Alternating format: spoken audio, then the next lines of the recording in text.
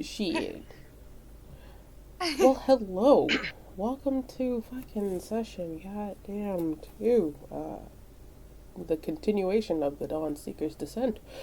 In the high level, high stakes campaign where we're taking what our sweet precious time to have a nice little ball, an extravaganza, if you will, before shit hits the fucking fan. More than it already has. What do you Who mean? would be so kind to give us a recap? Well, hang on. I thought I had notes up, but I was mistaken. I have notes too, if you would like me to. If you want to, go ahead. Yeah. I can do that. I will try and summarize instead of reading out this like several paragraphs of notes. Okay, so last week we started with Kestrel. Kestrel had a real bad dream at the beginning. Real rough, seemed super stressful. We were all unsure it was a dream, but hoping, and until the very end, when Tyrell woke him up, and then they had a little moment that was cute, and Kestrel realized that his magic was a little bit weak when he did lay on hands on himself, because he woke up with psychic damage because the nightmare was that nasty. And then we went to Allie and had just the nicest, coziest time, cuddling for a little bit. Super change of pace was great. They, and then Allie had a conversation with Thorn, who is checking up for their mother. Because there's something coming that's making her extra interested in Allie. So Allie said he was too busy to go home. And then Thorn complained about Allie and Ilrune fucking. And then we moved on. And then Madeline was coming back from her night, just seeing what was going on. V came in to bring her breakfast, and she absolutely terrorized him by just changing her clothes while he was in the room, which she does frequently, and telling him he didn't have to do laundry, and then he said he really wanted to, so then he left to do that, I guess. But Mads didn't do a whole lot. She mostly just terrorized V. And then we moved on to Noki getting breakfast in bed. Adorable Noki, who is grumpy. We love her. She's a sweet angle. And then Toriel, who I would die for. Same. Who admitted to drinking 3 cups of coffee before even bringing Noki breakfast. And they talked about the errands they had to run for the day and all of that stuff. And then we sort of, let's see. Oh, we didn't skip in time yet. I just put the time for when the party started, but we had stuff before that. Kestrel called his devil goat to go Augustus to go for a ride. Augustus, I'm sorry. And he does correct people when they say it wrong. I love that. And so they went for a ride. Allie spent the morning reading and tinkering, and then sent Thorn to see if their mother is home, and then Ilrune was like, let's do a fun thing and prank Tyrell, that'll be great. And so they take their comment box over, and they use immovable rods to block Tyrell and Kestrel's comment box. And really just cause some chaos. unfortunately, Kestrel came back right in time to uh, get real angry about it, which was unusual. Cat, you gotta stop. You're not helping. Um, and Kestrel yells at them, and then walks away, and then Allie and Elrune are uh, starting to clean up all the papers on the ground. But then decide they're gonna leave, and on the way out, Elrune shoots. What did he turn them into? He turned them into like giant spitballs and like shot them up at the statue of Kestrel's god. So that'll be a fun discovery for later. And then it was party time. And so we met up at our old headquarters with a bunch of fancy wine and Tiberius and Theron. Cat, you gotta stop eating chocolate. I'm sorry, this is chaotic. And so we talked to them for a little bit. We discovered that Goodling got sent to do more scouting, and we're like, suspicious. And Mads told everybody about hiring out a bunch of bodyguards to like out of town people for the party, and we were like, that's a little weird. We drank some wine, and then Tiberius escorted us over to the party, where we saw a bunch of people on the way over there. Bunch of people. Everyone knows who we are. Well, most people know who we are. Some of them don't know who we are, and we're like, that's weird. We've been here for a while, and everybody knows us, which honestly is a little egotistical of us, but also true. And then, let's see. I think where we ended was we were mingling in the party. Theron made a toast, and Kestrel had some more visions.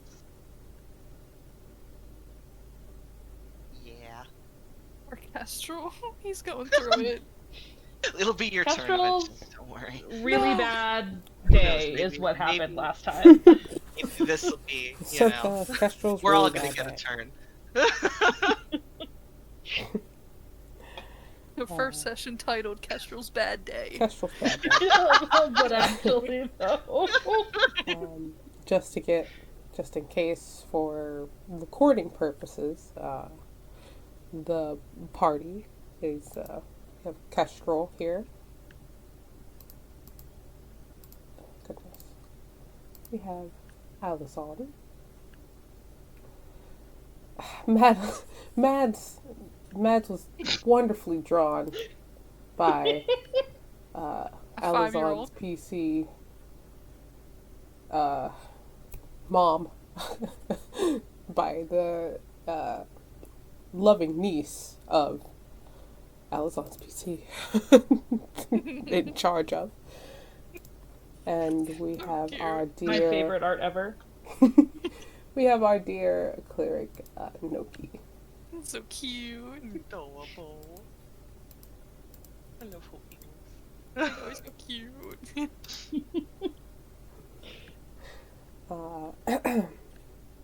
I will show the other characters as need be. However,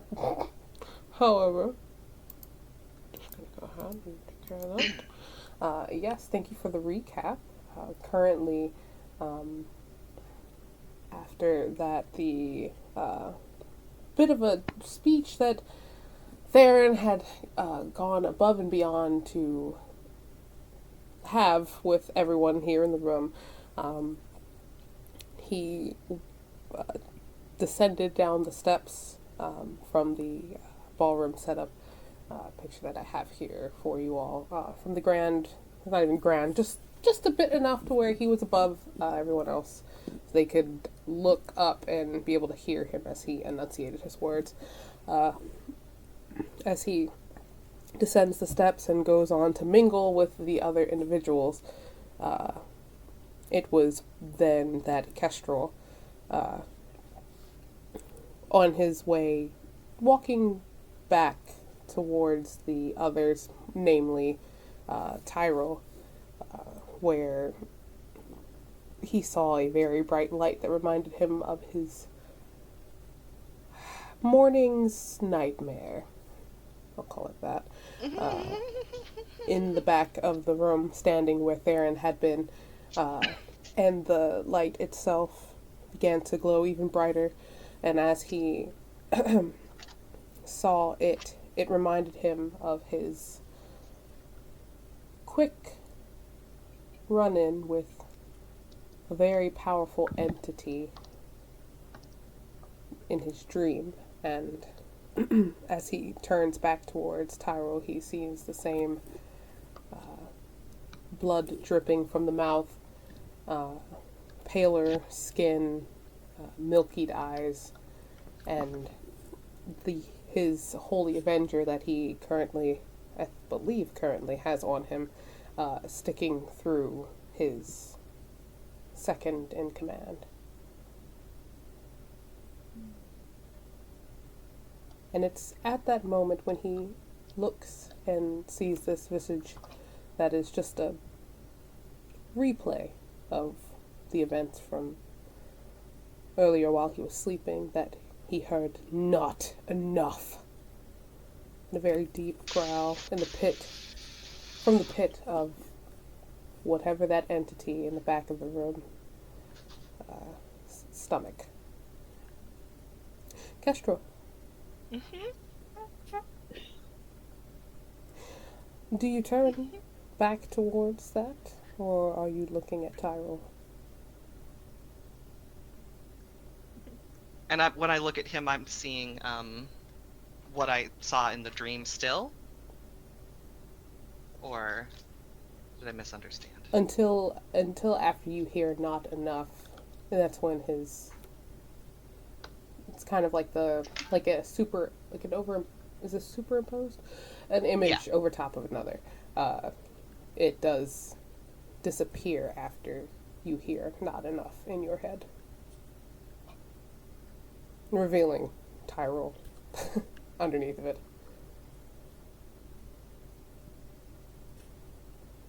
I think he ran in his dream, and it didn't turn out great.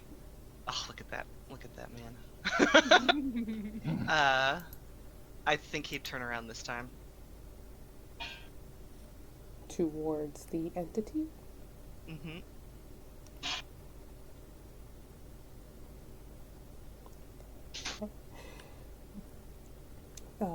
Do you... I mean, I think what he would do is he would kind of like look over his shoulder. He wouldn't full turn around necessarily. No full turn, just a kind of glance over. When you glance back towards the very bright light in the back of the room, you do see it is brighter, and instead of it just seeming like a pinpoint, there's more of a figure to it. And not even going to make you roll for it, it looks a lot like the statues that you have set up back at the Paladins area. The one that currently has spitballs in its eyes. Oh boy. I'm stressed out for you. I think he would step closer to Tyrell and kind of like, not necessarily hug him, but like kind of grab him by like his arms and just sort of stand like with his head sort of clunked against his chest because he's shorter. And I think he'd be shaking a little bit.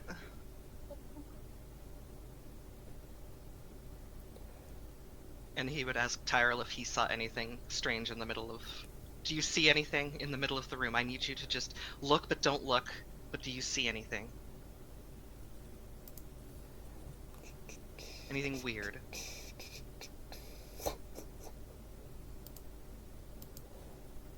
Mm-hmm.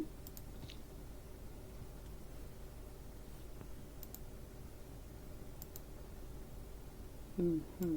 Okay, sorry. Gotcha.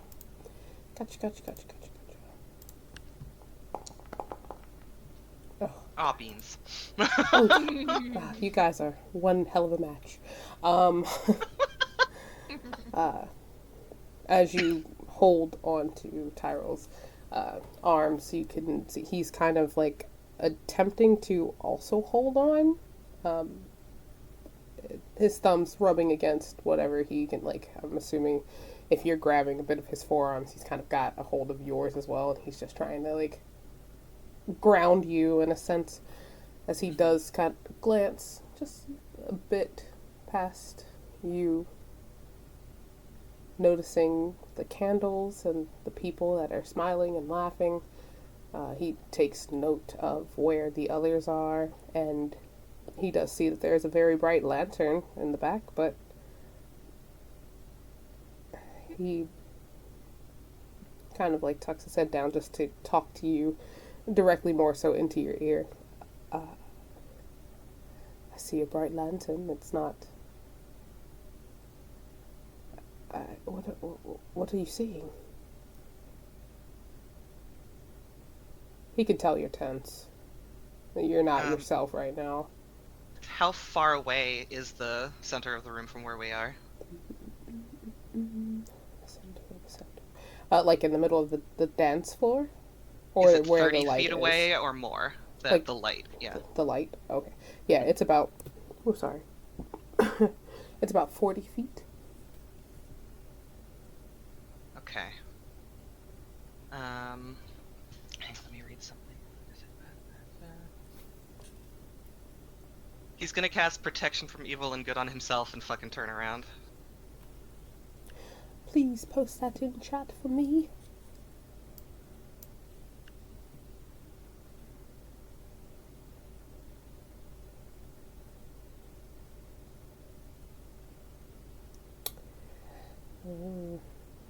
Mm-hmm.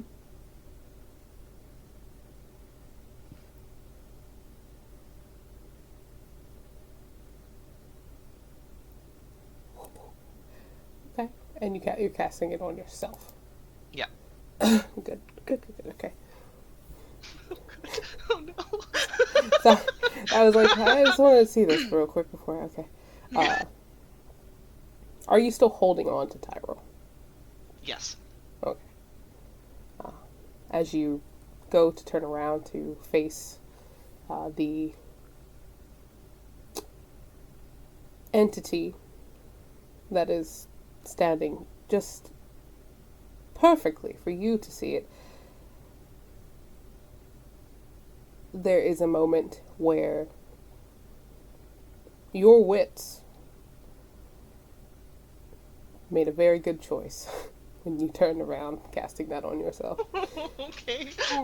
You feel a shiver run down your spine when you finally turn and lock eyes onto this figure, this entity that is just made of pure light in this moment. But you can see an even brighter source, two eyes that are just, I want to say, barreling down on you in this moment. Is it a feeling or is it actual movement? It's a feeling. Okay. You know that if this were to be a situation where that individual took steps towards you, that it would be full on time to probably roll some initiative. Oh shit. He's gonna... Oh, boy. God, what's he gonna fucking... Oh boy. He's got enough decorum to know he does not want to make a scene at this event. You know? I think he's holding on to Tyrell for dear fucking life at this point. And he just says quietly, it feels like it's his god, right? It's the same presence that he felt, the same one who said it's not enough. Every time that you have ever reached out in prayers and or just feeling your energy leave from your hands and or channeling whatever strength or magical guidance that you could give. Feels like that energy. That's him. Then he would just turn back to Tyrell and just say, it's him. It's Zaris. I don't know.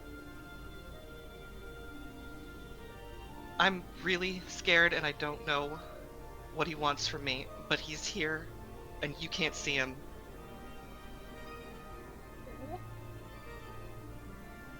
And I don't know what he wants from me. Well, I have an idea of what he wants from me, but I can't do it. I can't do it.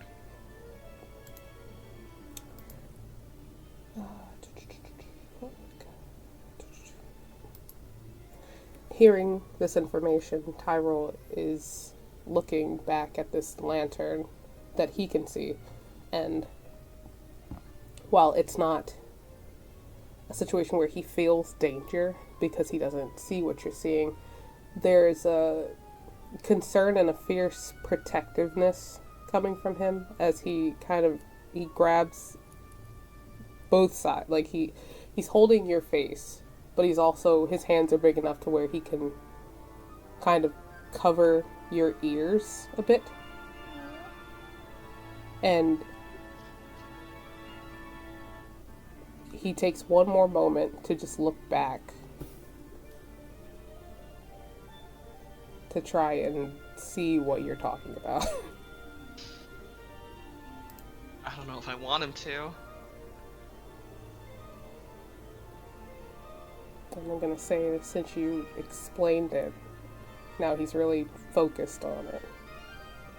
So I'm gonna give him advantage. Oh shit. Ooh, dirty 20.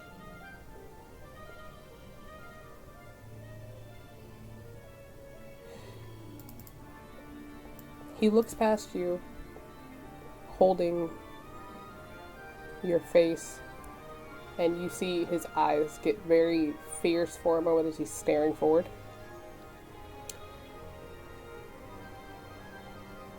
And it's like a few flickers of just the candles and then that lantern that he's been focused on. There's a moment where there is just a shimmer of something. And given your explanation, his eyes get wide for a moment before you see him just... It's like his hands move from your face. One is at the back of your head, and then he kind of just holds you close to where he pushes your face into his chest.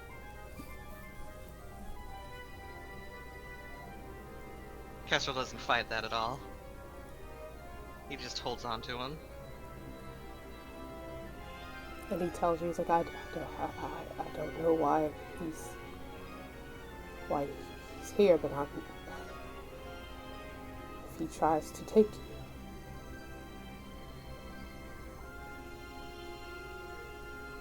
there will be a fight. Because I'm not letting you go. I don't know if that's what he wants. I think...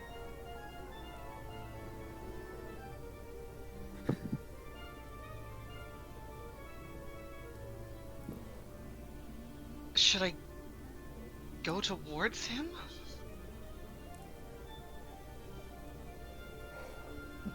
Tyrell saw you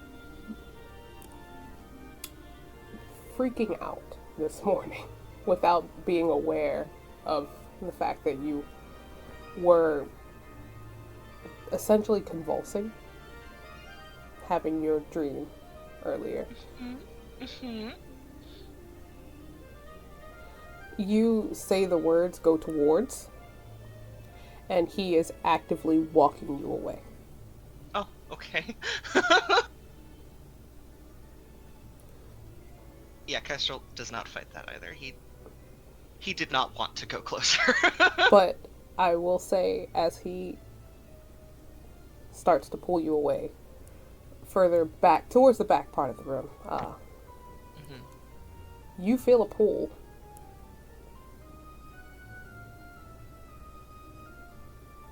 I just, under my breath, Kestrel is saying, "Leave me alone.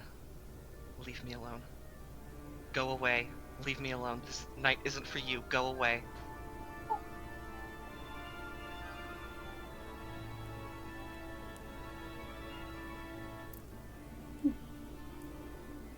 Alizon, Mm-hmm. in this moment, you can manage to see that Tyrell is taking Kestrel to the side, not knowing exactly why, of course, but I mean, it's a party. Maybe they're just going to have a little bit of a conversation. You standing a bit closer to where it seems the focal point that Kestrel and Tyrell were both looking at, around in that vicinity, but you have people that are walking by acknowledging you, and others that are more so excited to go and start dancing as the music begins to fill the space once again after Theron had his moment, who actually is currently looking for Kestrel himself. But, Allie, in this moment, what are you currently doing? Am I still being manhandled by Tari right now? That's right, she did drag you off. Yeah, that's where he left off, just getting dragged away. Oh, goodness, it's like I'm sitting here trying to torture one person, and now I'm like, oh, goodness, I forgot what I did with the other ones. Yes, Tari certainly did drag you off to drop off the wine, and then she whisked you to the dance floor to hold you ever so tightly Oh my and god. made you dance with her. And as the talk was happening, she was paying attention, but she was still attached to you.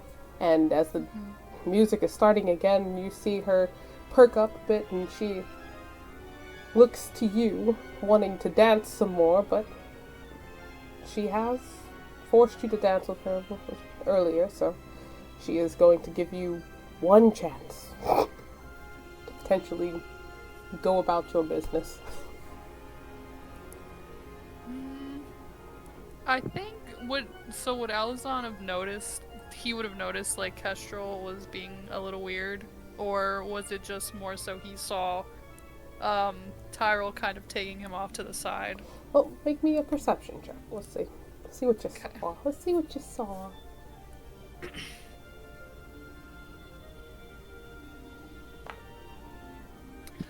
Damn it. That's not the worst. It's over 10. I will say you saw is protection from evil and good. Is it a verbal somatic?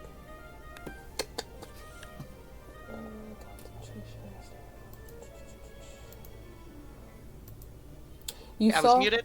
Huh. Oh. It is verbal somatic material. Ah, okay. So you saw for a moment as Kestrel looked and then turned back towards Tyrell, had a short, brief moment of speaking to him, and then you saw him cast something. Don't know what it was. And then he turned back around and stared before Tyrell took him to the back. Okay. I don't want to go. I don't think Allie would want to go and intrude on that, but he's definitely keeping his eye open, so I feel like he would have another dance with Tari, but kind of be looking more in that direction to see if they come back out.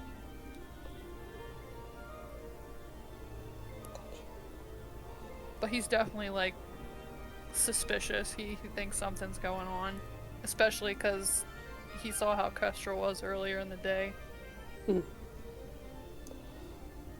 So he's kind of like on high alert a little bit, but he tells Tari that he'll dance with her some more.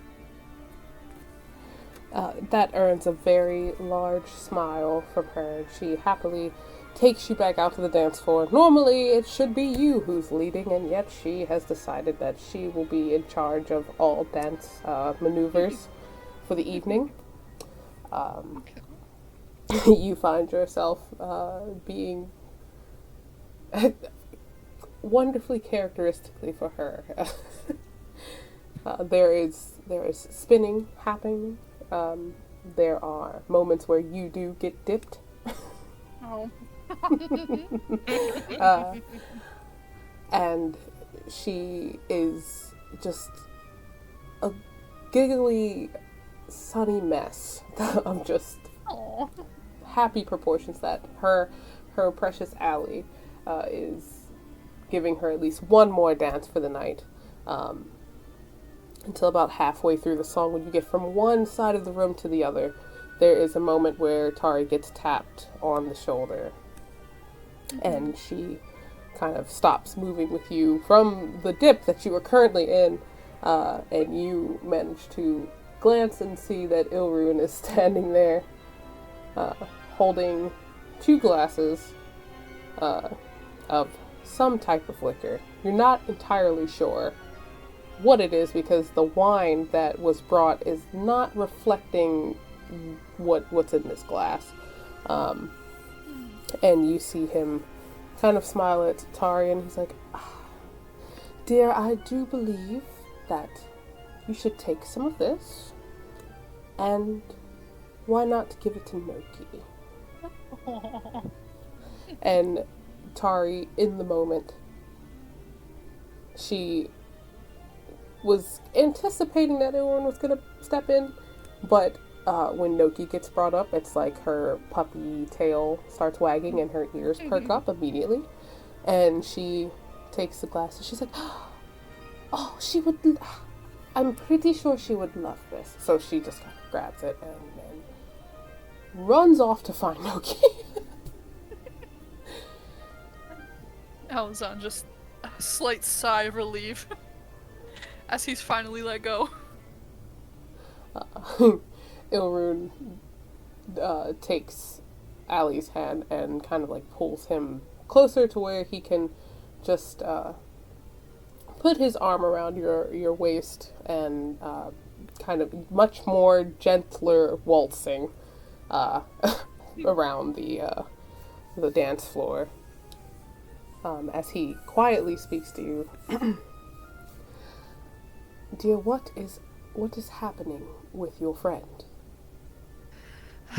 I was just about to ask you the same thing. I haven't had much time to talk to him today, but he's definitely worrying me. Did you see where he went? Well, the rather large mountain that is Tyrol whisked him away to the back and is currently in what I could only call a death glare guard dog mode. And interestingly enough, it's like he's staring at nothing in the back of the room, and it's a bit off-putting. I think, honestly, if anyone needs to put him down, please sign me up. I am happy to do it. But yes, it's quite concerning. Can I look to the back of the room and see if Look I at can the see handsome anything? asshole. I know, he's such a dick. I love him. My baby.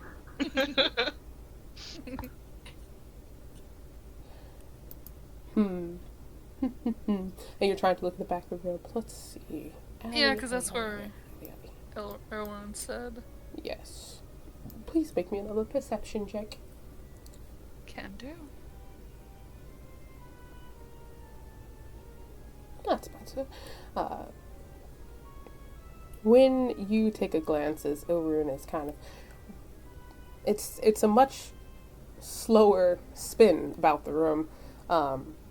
Ilrune kind of actually takes you a bit closer. Way closer than Kestrel had been. I want to say within about 20 feet of the light. Ooh, the light source. That looks like just a normal, well, not a normal, a very decorative lantern. But as you are just gently spun a bit away from him, within the rotation of your eyesight and where you're looking, there is a moment where you see a spike of energy, and it's not exactly a figure for you, as much as it looks like a flame that got way out of control, taller than the lantern, and it's very bright. But then the moment that you stop, it's like it went right back to that lantern. Like, you looked just for a split second, you saw it, and then when you stop and can fully look at it, it's just that lantern. Huh. I feel like seeing that like would have instantly made him jump just a little bit in Ilrun's hold, and he kind of like glares in that direction and wonders if his eyes were fucking with him, but also with the concern that he has for Kestrel right now, he definitely thinks that's weird. He's like, Ilrun, do you see anything over there?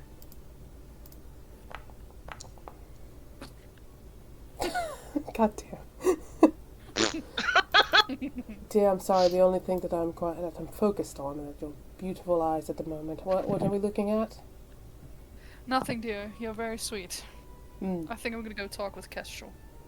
Oh, but we just started dancing.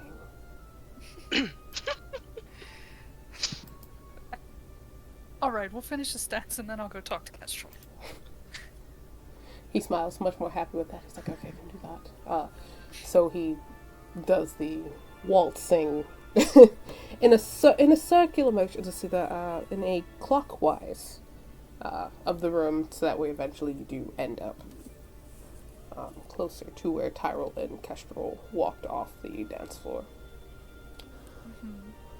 Mads, Oh. what are you up to, dear? I feel like Mads has just been sort of just mingling with anyone and everyone that we know. She loves a party, but she also, I think, knows the value of networking at a party.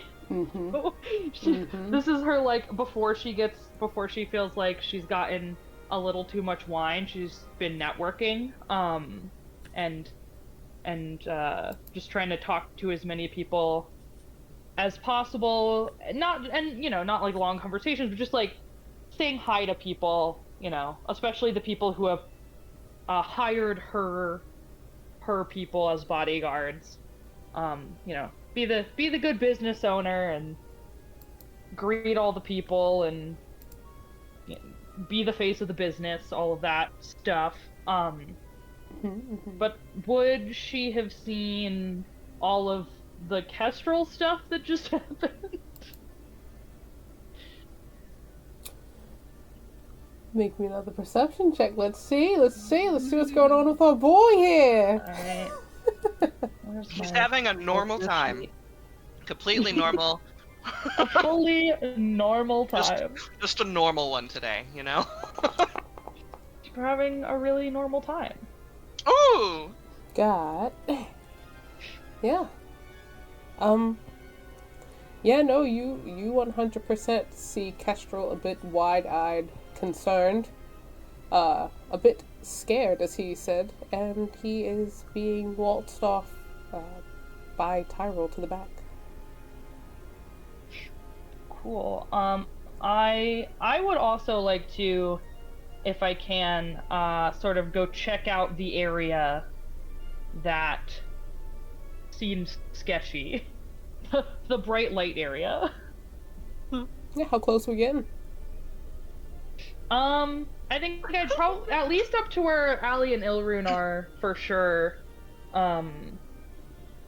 And if I can't, About if I 20. don't see anything there, I'm gonna go right up to it. But we'll try where they are first. Okay, but you get about 20 feet away from it. If you'd like to give me another perception check. I thought hitting C opened my character sheet for me, As you but get it doesn't. closer. Another perception check. Okay. Nice. Everything. Nice. Oh, God. right. All Literally. right. Excellent. Excellent. Let me check out Mad's sheet real quick. Real quick. Do a really quick little Oh, look. maybe this wasn't a good thing. Doing a little quick, Well, doing a little quick Shouldn't have looky-loo. seen everything.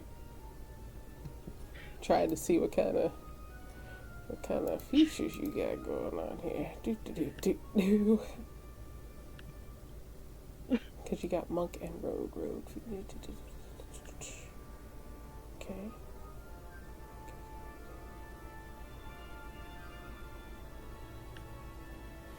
Woohoo. Alrighty. Alrighty. Yes. Oh, I hate this, and I love this. It's a funny combination. Alrighty then. Do.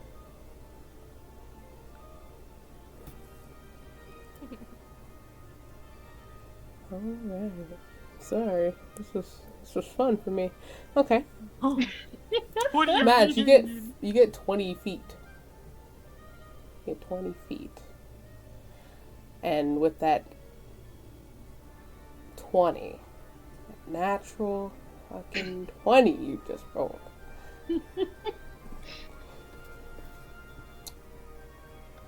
It's almost like your eyes, as you've been sitting here looking, trying to understand what the hell everyone seems so interested about this lantern in the back of the room, that you see, it's like your eyesight is just whittling away at what's there, just show you what's truly there, or at least what you think is truly there. And in the moment that your eyes finally focus, almost like blinking to get your eyes to stop being so blurry, to you, Allie saw just a little flash of a kind of like a bit of fiery looking energy source for just a second. For you, it's like the back corridor explodes with this energy. And standing in the center of it is, I'm pretty sure Mads has seen Kestrel's god before. At least the statues and whatnot being around. For that matter, you see what is just Zaris standing in the back, the god of warfare, just standing, staring. And I need you to make me, I believe it's a wisdom saving throw. That's your shit. Nice. Okay, let's see how this goes. Or at least it's not bad. It's not bad. Where's my saving throws? I love you all, but keep in mind this is against this is My against God. a god, however. Matt said, I don't give a fuck about that Right. god. Mads, the natural 20. Jesus Christ. You feel Thank you, Foundry. you feel that same spine chill that Kestrel had felt a moment ago. And it's enough to make you want to take a step back from it. And you feel your body kind of willing you to step back at least 2 steps before you dig your heels down into the floor and you stand there.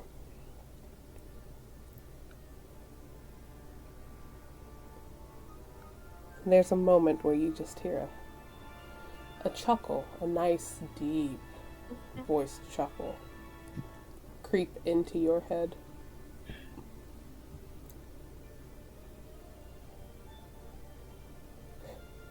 I see. He has friends. Interesting. You are to me. But I'm not concerned about you all. It's him that I want.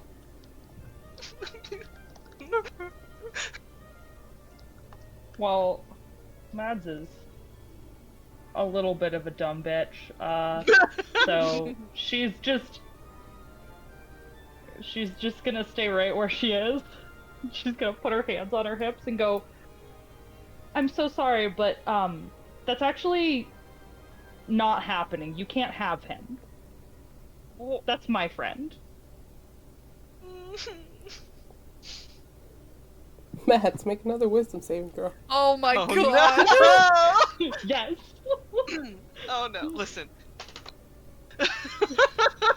No. I'm probably out of nat 20s, guys. Yep, there it goes. Oh, the pendulum swings. Oh, no. It really does. Oh. Oh no! Well, shit. Listen, you had a really good run. I mean, I don't think you're gonna die. I don't think you're gonna die. I don't think he's, well, maybe, but I don't know. I think he's gonna scare you, but.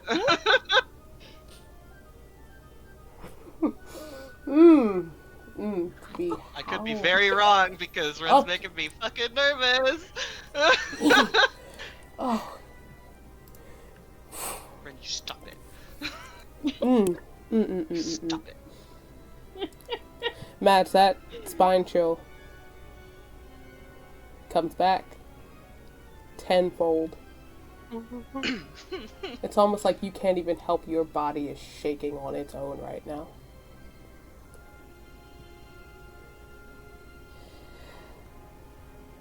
I'm so sorry. Oh no! Oh no! What? Oh no! What do you mean?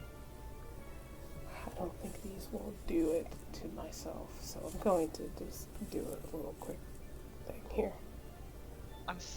What? What? What? Doing what? Doing what? Hmm? What are you doing?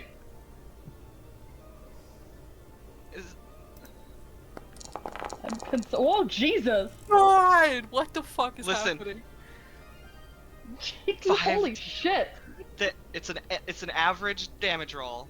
Actually, no, yeah, it's average, so it could be. Oh, could have been worse. Mads, as your body is shaking a bit uncontrollably in the moment, you are compelled to move as far away from this thing as you can, as you take 33 points of psychic damage. Fuck. Am I now under the frightened condition? Yes, ma'am. Can I use an action? Sure. What you want to do? Tell me what you want to do. I'm gonna take a deep breath, and I'm gonna go back to my monk training and use stillness of mind to use an action to end one effect on yourself that is causing you to be charmed or frightened. Hey, baby. Dope monk shit. Dope monk shit indeed. And I'm gonna wince through that psychic damage and stay where I am. Oh my god. Gonna stay where you are. She's not intelligent, okay? You hear. Ah, so you're going to be an annoying piss ant, aren't you? That's my goal. I don't like it. Very well. We'll see how long you last. And I want to say, anyone that is somewhat paying attention, you do see as from the rafters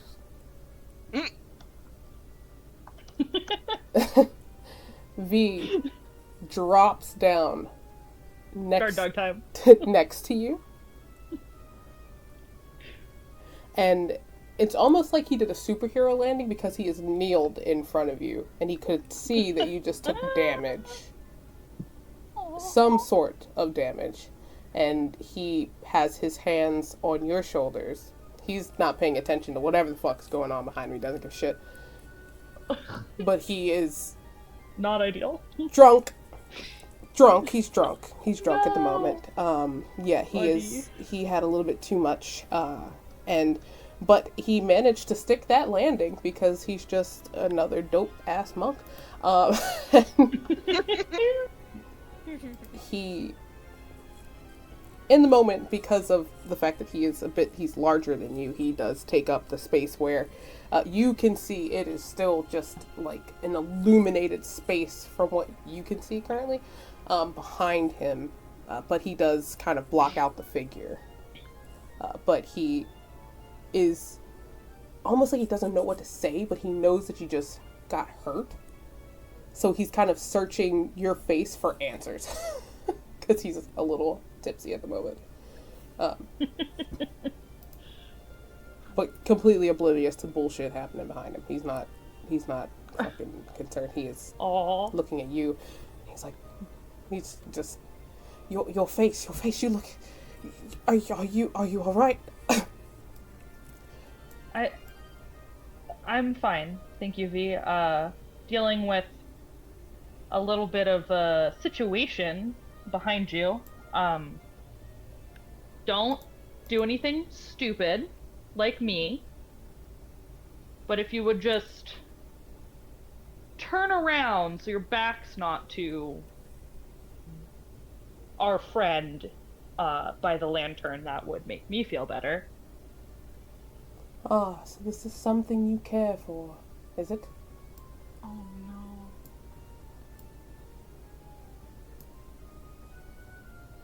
Oh. Care for a lot of things.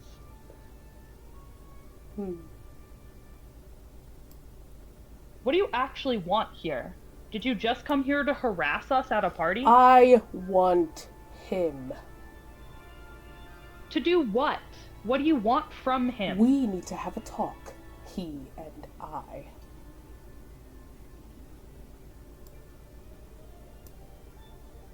Doesn't he talk? I thought he prayed to you. Doesn't he, like, talk to you every day?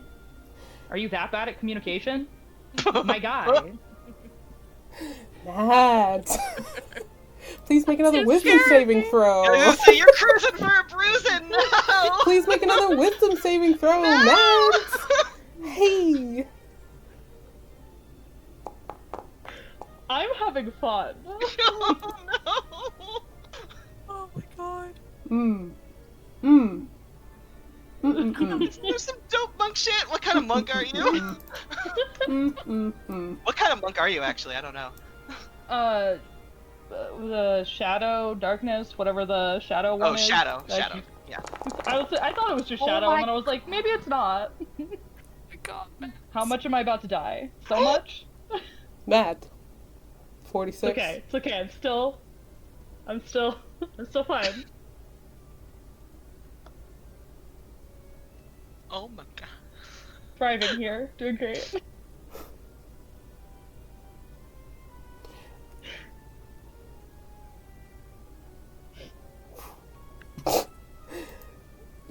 I need to look at your character sheet again.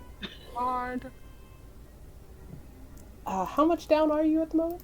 Let me ask. Sorry. I was keeping track of it in my D&D Beyond because it's easier for me to. Oh, see. no, you're fine. I was just trying to see how far.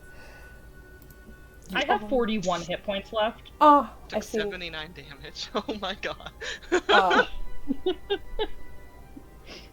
Yeah, that last one is enough to, for sure, make you grab your head and potentially stagger a little bit, just because of the amount of damage that has been done to your brain in the moment.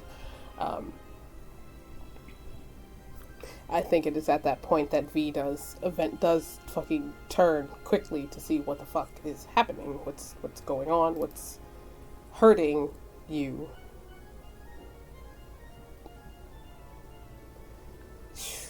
But at the same time, let's see. This will be the deciding factor here. I will ask though, Kestrel. Mm-hmm. Your friend is standing there. I don't know if you are paying attention to the back of the room. Can I hear him talking?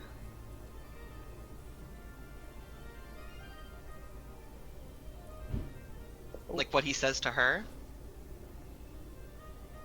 He's more so directed and like trained on her right now because Tyrell moved you. So I don't think his words, I think you can at least, he's interacting with someone. At least that much. Okay. If I know that, then Kestrel would want to know what was happening, because if this thing is here potentially for him, then he'd want to know who he was hurting. I think he would just assume that's what was happening.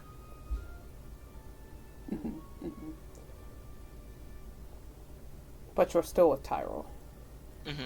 Gotcha. He would turn around and look again from the further distance. In that moment, as Mads takes that damage, V turns himself to see exactly what Mads was seeing. But this figure takes on a bit more of a look of his statues than what he had previously before. And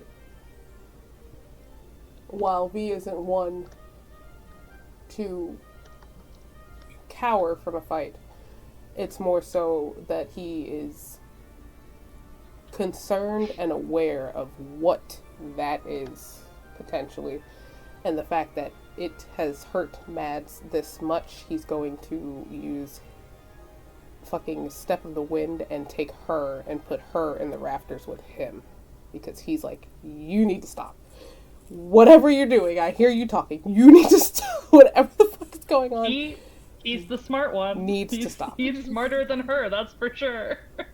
So in that moment, Kestrel, as you're looking back, you see V grab Mads, who is holding her head, and he takes off into the fucking rafters, and he is leaving that backspace. Man, he knows that it's psychic pain that his god is using. He already used it on him. Attempted. And he did use it in the dream. Oh yes, for sure.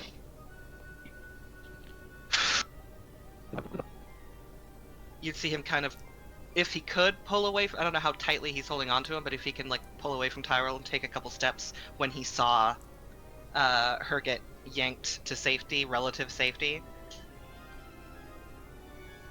I think he'd see him, he'd close his eyes and he would just say, I'll come to the temple later. Please stop hurting people.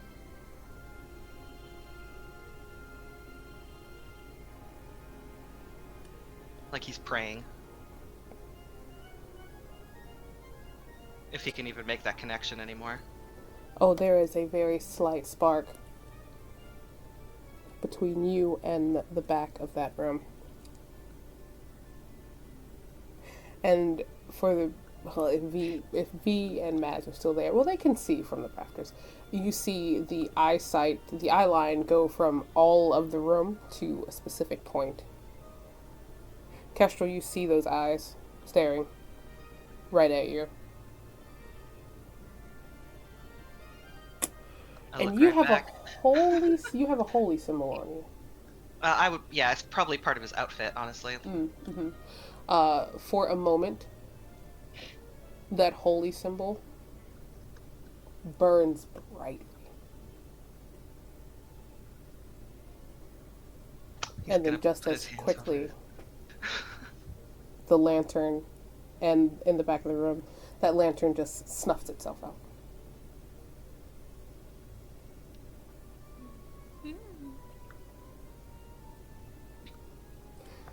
He's gone. Is the symbol still... Is it burning, like burning him, or is it just very bright? That symbol feels hot, but it starts to fade. Okay. He'd turn back to Tyrell and just be like, he's gone for now. I have to go to the temple later, and I won't have you coming with me. Like, you must be out of your fucking mind if you think I'm going to let you go and do that on your own. Well, it wouldn't... He's a god, Tyrell. It's not... We're all ants to him. And you think I'm going to sit here and act... I'm not fucking scared of it. I'm scared of you losing you more than anything. So no, you're not going alone. We'll talk about it later. I'm gonna walkie-talkie with our little earrings to Kestrel and be like, man, that guy's a real piece of work. Did you know he was gonna be here? I had no clue that he would be here. He's never appeared like this before. Never. Yeah, I wouldn't have even recognized him except that I've seen the statues at your place. Jeez. Are you alright? I've had worse. Are you alright? Big question. Short answer, no. No. Don't tell anyone. We don't need to alarm everyone. We can talk about it later. Agreed. That's not the time. But if you have any of your good healing magic, I could use just a little bit so I don't look quite as punched in the face by magic. Come down from the rafters. I've got you. Thank you. And then I'm gonna shadow step to somewhere close to Kestrel so that I don't have to walk through a crowd of people with like a nosebleed and black eyes. Yeah, literally. Quite literally. Even your ears are bleeding a little bit. It's a mess. It's a mess. You ooh.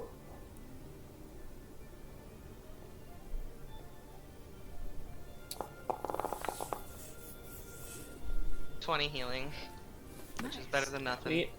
Thank That's you. the highest level I can cast Cure Wounds.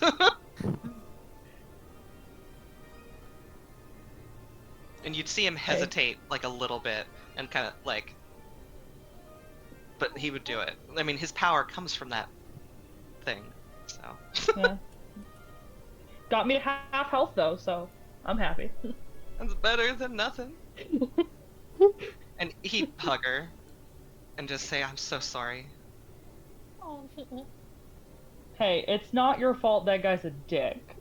I mean, if I'm the reason he's here, then it is... There's an argument to be made that it's my fault. Truly, Kestrel, there's not. It's not your fault. Well, time will tell, I suppose. I know you want to blame yourself, and I'm just gonna tell you right now it's not gonna work. Back me up, Tyrell. It's not his fault. It certainly is not his fault that your god's being a bitch. Thank you. He says that with emphasis. Kestrel just looks back at Tyrell and kind of just, he nods a little bit. Pat Tyrell on the knee, which is, I believe, about where I come up on him.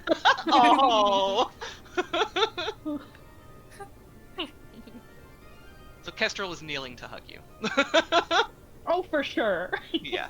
I'm very short. Oh, baby. V also kind of just follows, but he's more so looks more so down at the two of you down. He's like, by any chance, do you think that we could not piss off a bitch god to the point you get hurt so bad? Because I'm a little drunk right now, and I was ready to punch it. I would not recommend trying to punch gods. It Doesn't work. My head's saying that it would not be a good idea, but my fist was saying it would be a grand idea. Listen, as much as I want. You could tell, he's like, it's very foreign for him to talk about wanting to hurt his god that he's worshipped since he was a child, but like, I understand, and I'm with you on it. Not in a room full of people, because there could be so much collateral damage. You made the right choice in not punching him. I guess because Mads was hurt, so I wanted to move her before I punched it. And Well, if anyone... he picks Oh, go ahead. he picks Mad up. He picks Mads up. He's it's like instead of kneeling down to hug, he just picks her up and hugs her. He smells like that wine he took with him. Oh. Yeah, I think I hug him and then I kind of crawl up so I'm sitting on his shoulder. That's Aw. fucking cute. I feel like that's a thing we do a lot, where he just like walks around and does stuff, and I just sit on his shoulder so I don't have to walk. Yeah, you get premium fucking charter bus services with me. Like, yeah, no, you made the right call, V. That was absolutely. I wasn't planning on punching him either. I was trying to have a conversation, and he just did not appreciate my charming personality. So.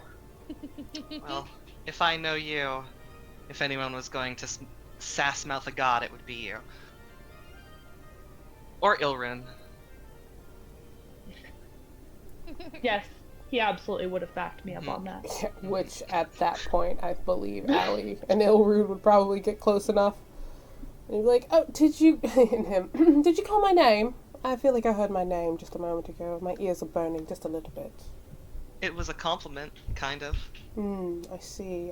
Yeah, you missed out on sassing a god with me. We were sassing gods? A god? He goes, Oh, 10 I more people find out missed about it. it. Oh, we were sassing his god? Where's that son of a bitch? Bring him back! You do not I have want some him to things come I'd love back. to say. Yeah, I have some things I'd love to say. Ilrun, no. Would just like wipe some blood off my face Yeah. and hold it up. Kestrel just points. He would absolutely smite you, Elrune. I promise you, I did sass him, and I don't regret it. But my head does hurt a lot. He holds his hand up. I trust that you sassed him enough for both of us, but the next time, please don't leave me out. Don't leave me out. What the hells did we just miss? What happened? It's a really weird and dumb and long and short story all at once. I swore the light in the back of the room was winking at me. What the hell's is going on here? I mean, short version, it was a very cranky god, and he didn't like that I told him a party was not the time to harass our friend over here. And so I now have a raging headache. But then he left, so I guess everything's fine for now. Zaris was harassing Kestrel. He looks at Kestrel with a, like, cocked eyebrow. Kestrel is looking at the ground. He just kind of nods a little bit. And you yelled at a god. What were you thinking, Matt? I didn't yell. I calmly informed him this was not the time or place, and that if he's not getting the communication he needs from prayers, that maybe he should work on his communication. You see Kestrel just okay, kind of put his hands over his face. Harry does the same thing, except to his forehead. He's like, oh my god. Oh lord, I didn't mean to do that. As you to me. For what? You get 14 healing from Ilrude. Aww. Oh.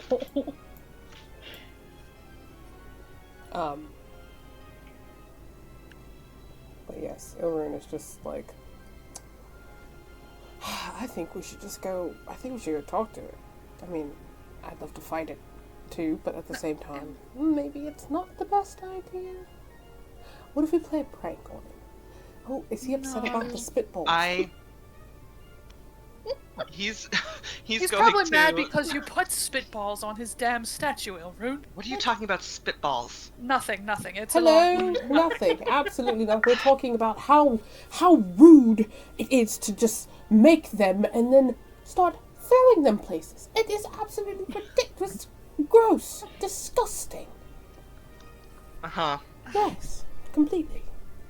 Who would do such a thing? Oh my god. I don't know. You don't know what he came here for? He was here. He wants more from me, and I don't know how devoting one's life to the worship of a god isn't enough. But I don't think that it's going to be good what he wants. So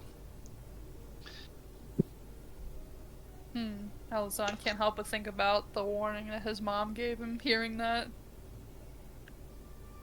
So what he said to me wasn't that he wanted something from you. His wording was that he wanted you. Does that mean anything to you? does that in the context of that god, does that mean anything? Has that been something he's done before, but in a less terrifying way to his followers? Wanting them literally, like, to... I'm trying to kind of phrase it. Is that just something that I've heard before in studying him?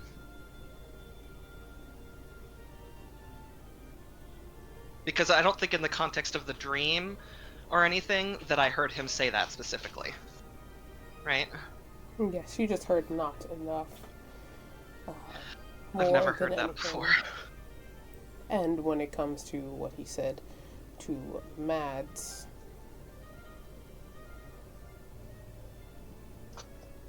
I really hope this doesn't make the recording loop. Hold on. Un momento, por favor. Hello. Hello. In that context, when he says that he wants you from Mads, when you hear that, I want to say you specifically know that you have felt a bit of a disconnect with him recently, as of recent, and you know, given the fact that you had that dream. The dream was the moment where that disconnect started, wasn't where it? it started, like when you woke exactly. up. Yes. And so when he said that he wants you to Mads, I want to say that you piece it together that he also feels that same disconnect with you. Okay, that makes sense. It's aware. He is aware that it's happening. That oath is breaking. Exactly. Okay, alright. That makes sense. Yep. I'll put you back. Okay. Hello. Hello. Hello. Hi. Okay. I mean... Maybe he just wants me to do something? I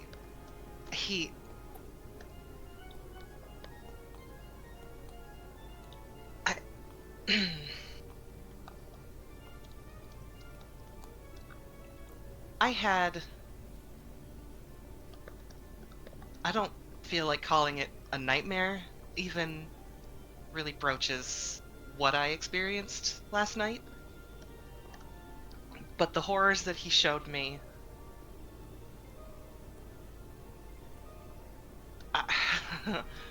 I would rather hurl myself into a volcano than see any of that come to pass. Kestrel, what happened in your dream? He looks at Tyrell.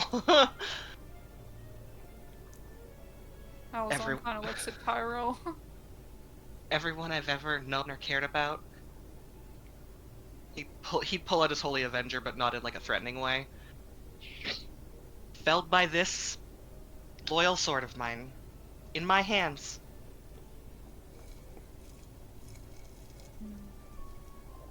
I think my mother may know something about this, but I'm not sure, because Thorn was warning me this morning that something was coming, but I'm not quite sure what it is. Well, the question is what's coming him or what he showed me? That I don't know. It felt like a request, if I'm being honest. Well, I'll see if my mother knows anything. I'm going to see her soon, and I'll let you know. Well, I'm going to speak to him tonight. It was Tonight? the only way I could make. It was the only way I could make him leave. He was hurting people. Points at Mads. You're going with Tyrell, right? That's a current discussion. It is not a discussion. You're it not is going happening. alone, Kestrel. Thank you, Yeah, Max. you're not going alone. All that will change is that more of us will die if that's what he decides to do. It's better if it's just one of us. None of us want better you for to who? die. Yeah. For everyone? Imagine what would happen to the city if all of us were wiped out. Which could Kestrel, happen. imagine what would happen to us if you go alone and you die and we knew that was a possibility. No, you're not going alone.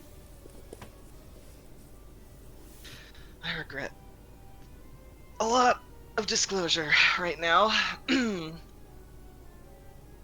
Well, that's what it's like having friends, I suppose. So unfortunately, we all care about you. Ugh, Ilrin's like, ugh, this is one hell of a Ilrun, shh. conversation. Ugh. I don't speak for Ilrun, but the rest of us. Kestrel's gonna kind of glance around. Is anyone eavesdropping on this conversation? Everybody roll me some perception checks. Let's see what's going down. Oh, great. Oh. He's really good at that. It's okay, I'm really good at that. I'll roll a perception check. I rolled a 17 on the I got a die. 17 That's too. a 17 total. Hey, Holy look shit. at us. I did not do good. Oh, excellent. The twinks are excellent, roll twinsies. excellent. Let's go. Kestrel and Alazan, as you guys look around the room, you do notice that there are still just a lot of people that are acting, or that are just going through the motions of a party. It doesn't seem like too many people are glancing in your direction. For the most part, a lot of them are just talking, mingling, chatting. Mads, you see a lot of your bodyguards that were hired. They are doing their job diligently, and when they do see you, not as perceptive as V was, but they do see you, and they give that that kind of like a head nod or a wave in your direction as their boss. They are acknowledging that you are there.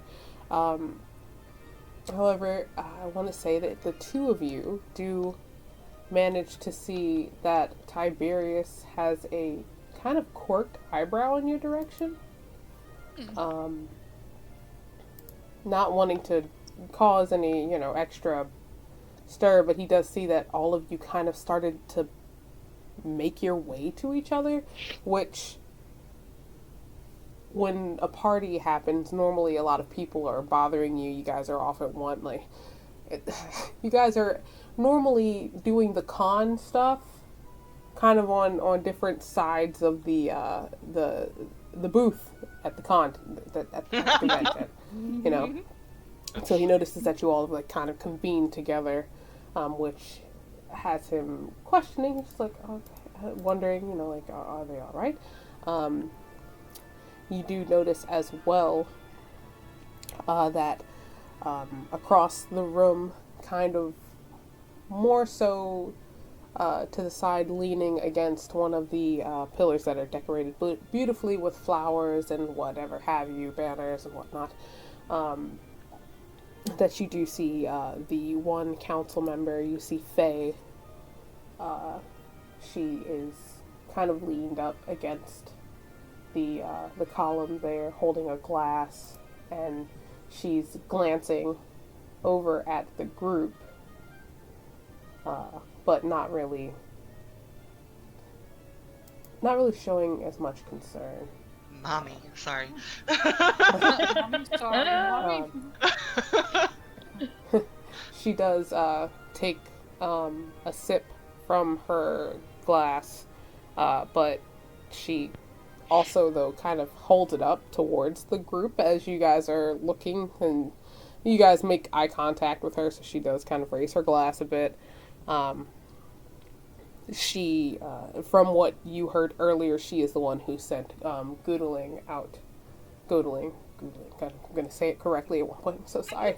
Out on that, reconnaissance mission that you guys were told about briefly.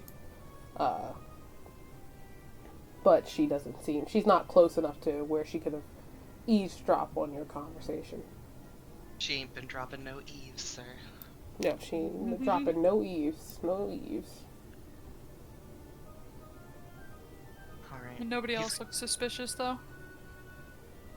I mean, there are some few, faces that you haven't seen, but they aren't really Okay. paying too much attention. No reason to be they're definitely trying to figure out what the fuck we have going on right now. None of that going on. It's a party. They're kind of,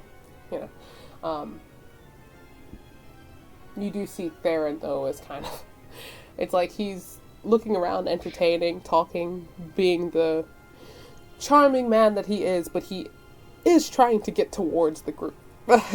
But getting stopped every now and then, so it's kind of taking him a bit longer to make his way.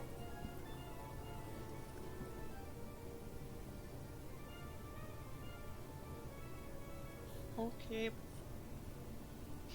Bye, August. Bye, August. Kestrel's gonna resheath his sword. He only took it out for a moment. When he holds it, because it's supposed to kind of be a symbol of his faith, does it feel different in his hand? Being an attuned weapon and everything?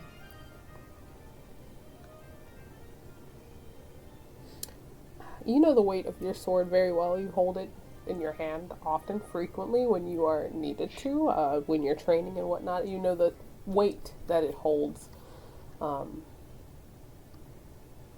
It feels heavier. He kind of plays with it a bit in his hand. I mean, it's a great sword, so it's limited to how much he can play with it in his hand, but he sheaths it again. Across his back.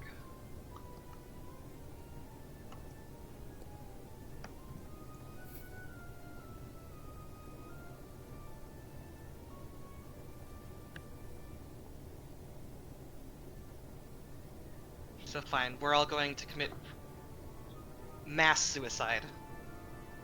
Cheers to that. At some point, don't we all just have to go commit? I'm just kidding. But as you all are standing there, like I said, Theron was on his way. He did see the Holy Avenger come out for a second, and when he finally does make his way, he gets close enough, and he's like, is everything alright? It is now. It is now. You all do not look very happy to be at a party, but is there something that I should know about? Alazan just kind of looks at Kestrel. We can talk later, not here. There's no immediate danger. all right, I shall take your word for it, but I did want to talk to you all. That dinner will be served shortly, but Kestrel, the people are asking for a speech to officially toast the dinner. I'm sure they are.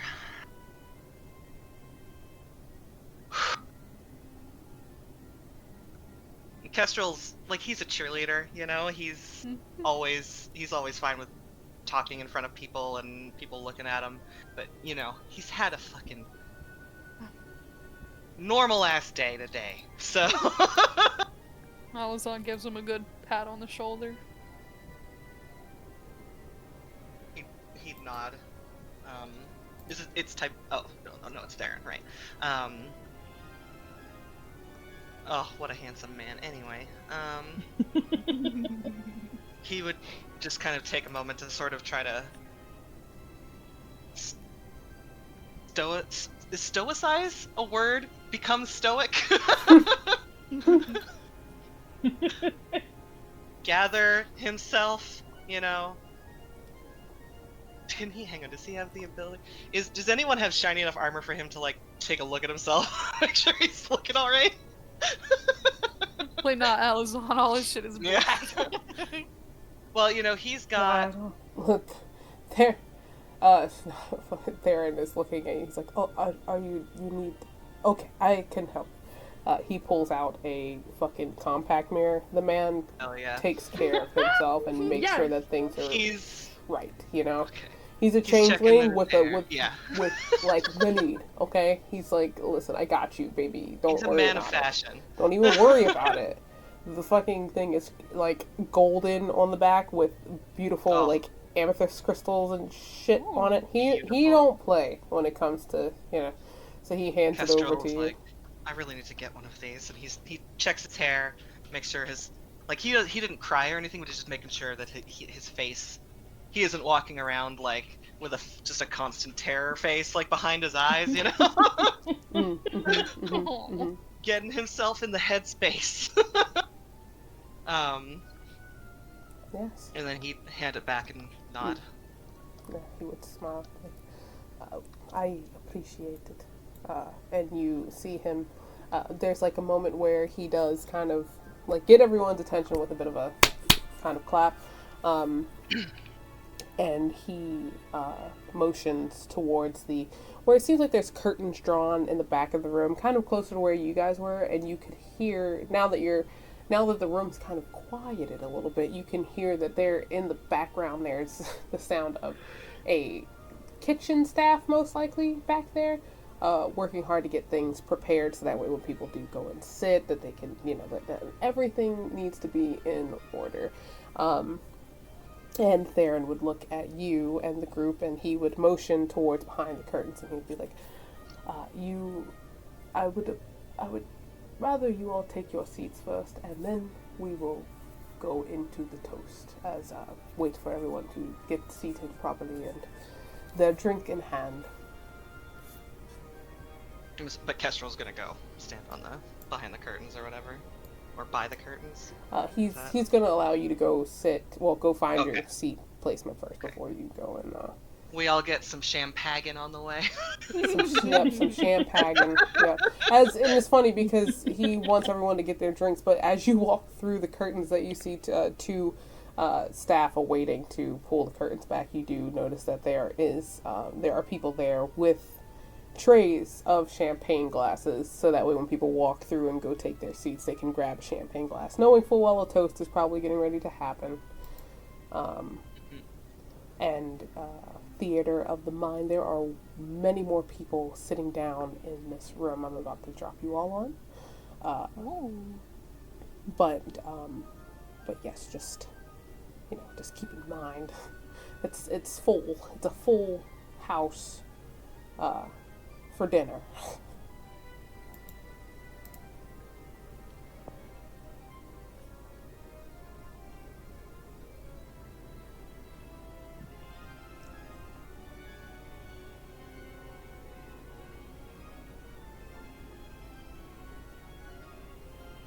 Ooh, we have our own table. Mhm, We're mhm. fancy. Indeed, Fancy indeed wancy. fancy. Ooh, who's wing person over here? Cute. No, who's I this was potty up noticing. here? I was noticing this one. That's fine. But yes, I'll look and reading it's up there. hilariously enough, the winged individual is kind of zipping around the table with these other individuals. He is flying very quickly, kind of taking in the centerpiece as others are like, "Watch yourself! You're going to. If you tip over my glass!" And this little, well, he's smaller than Mads actually, as he's buzzing around the table. Aw. So excited. But yes, you see, as all of the council members are more so where they should be the first, they are the last to come in and take their seats at the table. But you see Theron being the last one to take a seat as he looks towards you, Kestrel, and motions with a head nod and his extended palm here that you may take the floor at any point in time as you see fit. Okay, you see Kestrel kind of take a moment, and then he kind of has his glamour weave get a little fancier as it kind of gives him like sort of like a subtle like kind of like wings made of light kind of appear behind him, and he kind of just shimmers a little bit everywhere. As he stands up and kind of like taps his glass a few times until everybody's looking over. I assume he is successful in that. Oh, 100% the room begins to quiet down. You see people who are just enamored with the setup and all of the work that Theron put into it and talking to one another when you make your presence known, and that you, specifically the one that they have actually been asking for to make a bit of a speech, they do quiet down quickly, and you do have the floor. It is all yours. Can I ask one quick question? Yes, I try to find better music. The fact that there was significant disagreement on us expanding, is that a commonly known fact? Or was that something that only the people kind of in charge of the city know? It is a hush-hush, need-to-know situation. Okay. All these people are here in high hopes of the expansion happening and being a thriving experience for all. Okay. My dear friends, in the face of overwhelming odds, remember that our light shines brightest in the darkest of deep places. Our courage will be the beacon that guides us to glory. We stand as one, not because we all think the same, but because we respect each other, and we can work together towards a common goal. In our unity, we find the courage to face any storm. We're a mosaic of perspectives, each one essential to the greater whole. In the grand symphony of our cause, each voice adds a unique note. It is the harmony of our differences that we find the strength to overcome any challenge. Our quest is not for personal glory, but for the greater good. Let us rise above our fears and doubts, drawing strength from our unity and faith. In the face of adversity, we are unbreakable. In each new land we claim, let us inscribe the values that define us: courage, justice, and unity. As we expand our borders, let us ensure that our expansion is guided by wisdom and our intentions are noble, paving the way for lasting prosperity. The frontier awaits us, full of promise and potential, and as we extend those borders, let us carry forward the strength that has brought us this far, ensuring that our expansion is marked by prosperity, peace, and the enduring spirit of our people. And then he raises his glass to do the toast part. How was that? That was amazing. Yeah. That was great. Yes. So fast, but got it all. You see everybody hold up their glass, and you hear, "Here, here! to the expansion! Yes! Wonderful! Kestrel Just drinks clap. his whole fucking glass. Theron is looking at you with a smile, knowing full well that you did that. And he's proud.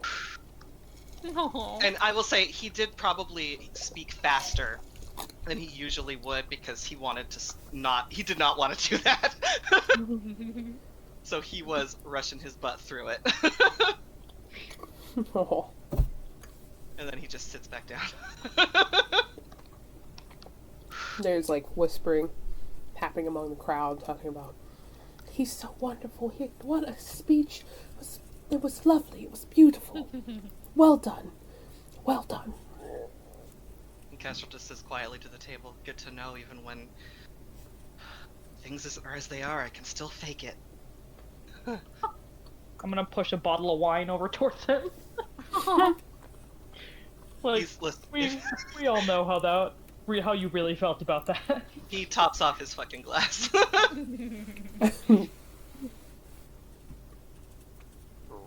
Fucking Tyrell is down in it. Tari's having a great time. She was clapping the hardest, being right next to you out of everyone. Oh.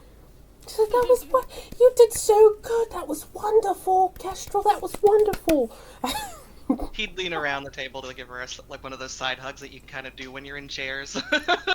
No.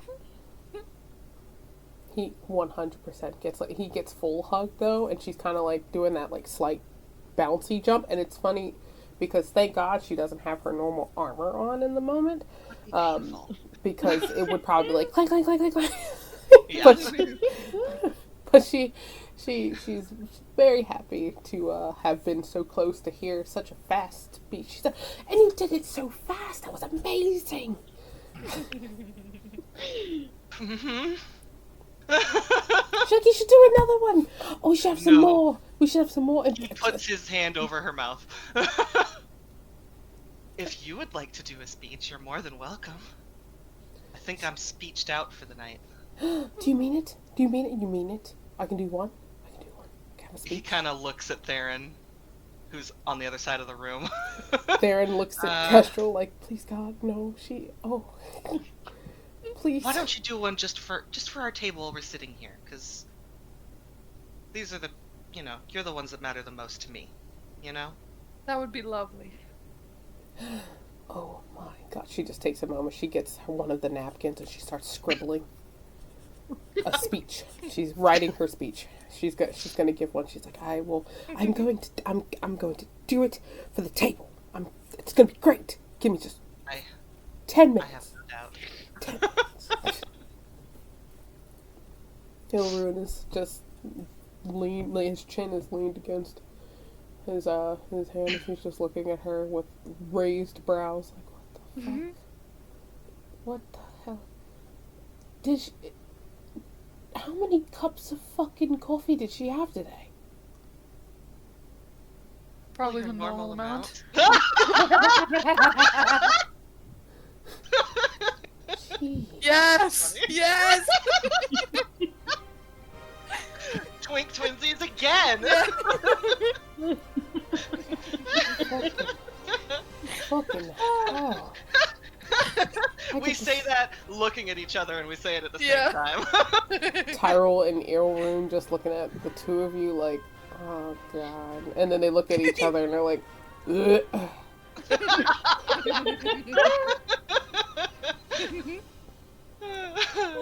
V looking at fantastic. Mads.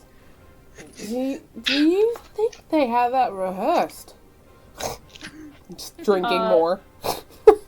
No, they definitely don't have that rehearsed, and it does keep happening. I'm starting to wonder if they're the same person. There's no way. Wouldn't Ilruin's that like, be a there's funny joke on the other two? Yeah.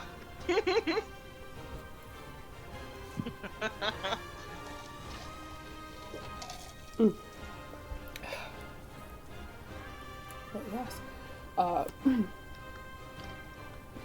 dinner is being served. It's a rather long course kind of meal, like multiple courses kind of meal. The currently on the table with the centerpiece is you will notice that there are cheese and kind of like little cured meats that a charcuterie. Just a charcuterie at the moment as things are being brought around. You can see that they are trying to get fresh rolls out to the table. The staff is moving fairly quickly about the space. Those individuals that you do see, I put the one specifically that did ask for bodyguards from Mads on the map here that aren't the council. But yes, you guys are. I see what you're doing. You guys are free to have conversations with yourselves, amongst yourselves, as dinner is just going on as it should. The council members will be getting up to make some rounds. They do seem to be sitting and talking with one another at the moment, though. Is it heated looking? Whoever wants to see, roll me perception drop. Say less. Damn it. Just give me something to roll. That's because Alizon's too busy writing. You in rolled a his little book 7. and I rolled a 14, and you still beat me. I have very good perception. When we say she's cracked, she's cracked. Hold on, I will do one for this man too, just in case. Nope. So yeah. Mads and Kestrel, you can see it too. There is a moment where, after your speech and talking amongst one another, that you do see there's Theron speaking to Miss Ma'am over here that, I'm sorry, I swear to God, I can't remember everyone's name. Shit, where did it go? Where did you go? Okay, yes. So this this council member here is Madame Yvonne. Love a good scar. Mm-hmm. She is talking towards the other side of the table. You can see it's more so like she's talking to Theron. You cannot see Theron's facial expression because his head is towards you. The back of his head is towards you. But she is currently talking to him. You see this individual, Volwyn Sorrel. He is currently kind of leaned back. There's a certain way that the council holds themselves, and this individual is leaned back in the chair.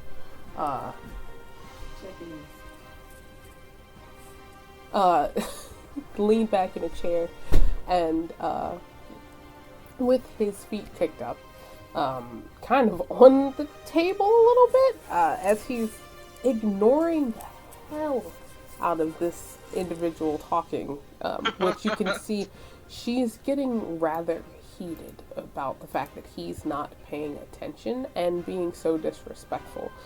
Theron, you see when the feet get kicked up, Theron moves his glass to the opposite side of where it was, away from his feet. And you see him shake his head.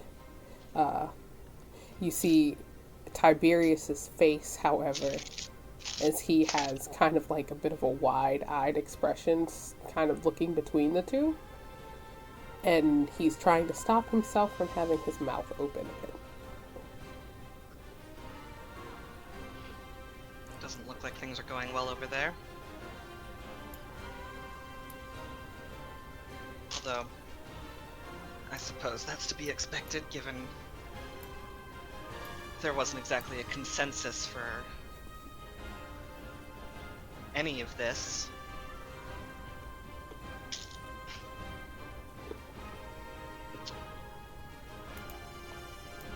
Are we close with, like, any of them other than Theron and Tibbs?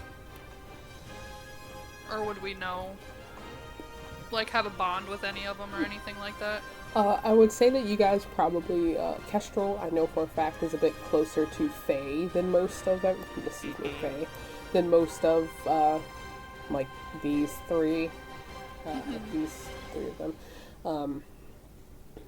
But, I would 100% give you the fact that Allie would be more friends with Volwin here. How do you spell his name? Vulwin.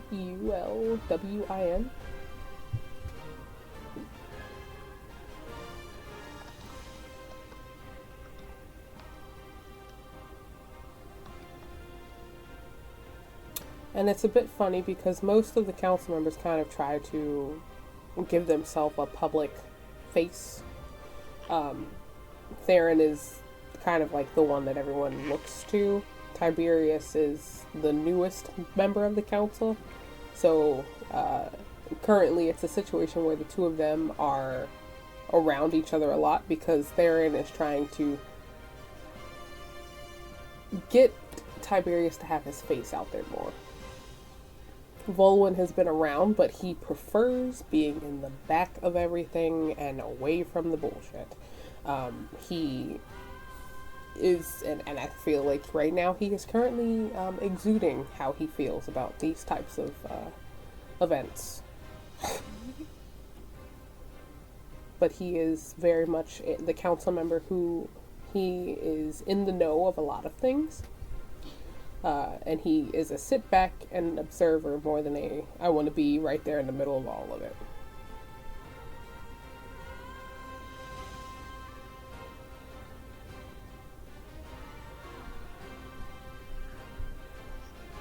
I still can't believe they managed to agree to get this far. Agreed.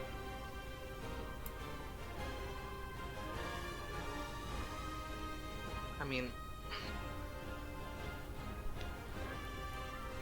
you know that I'm all for exploration and conquest, but when Theron and Tiberius don't agree with something, it's hard for me to think it's a good idea.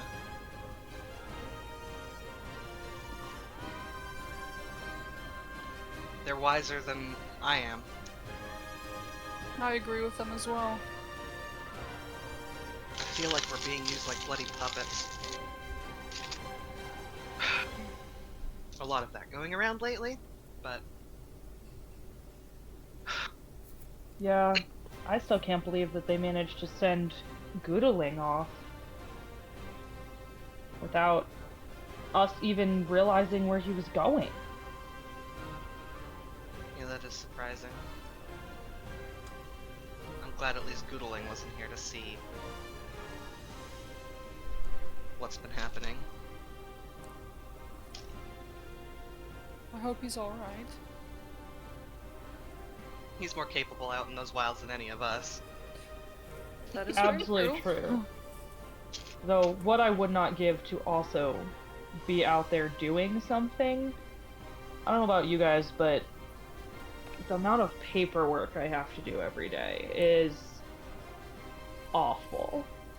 This is not what I thought I was signing up for. When I joined this crew, I was, and I'm not saying we didn't go on adventures. I'm just saying I wasn't thinking we were gonna get to the paperwork part so quickly. Didn't you know that with great leadership comes great administration? Ugh. There's a reason I liked smuggling. Mainly because there was no paper trail. V is nodding. I love being around people, being in the city, but I'd rather be out there right now. I don't think doing paperwork is so bad. Really?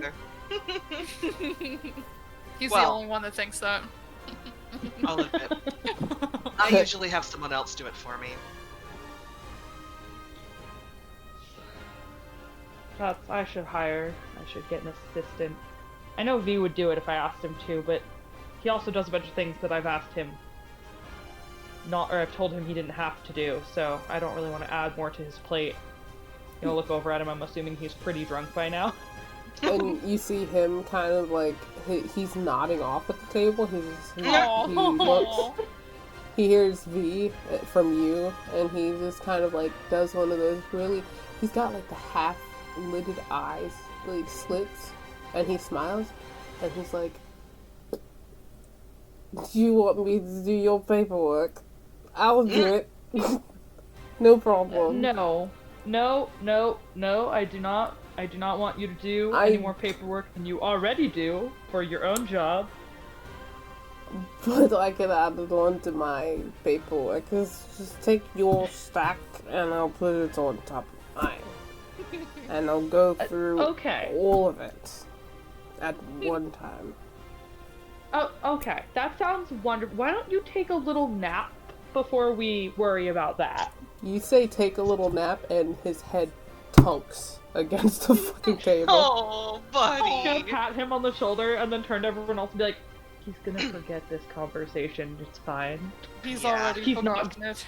He's not gonna remember to take my paperwork. 100% I do want you guys to know V has very long fucking ears. They are red.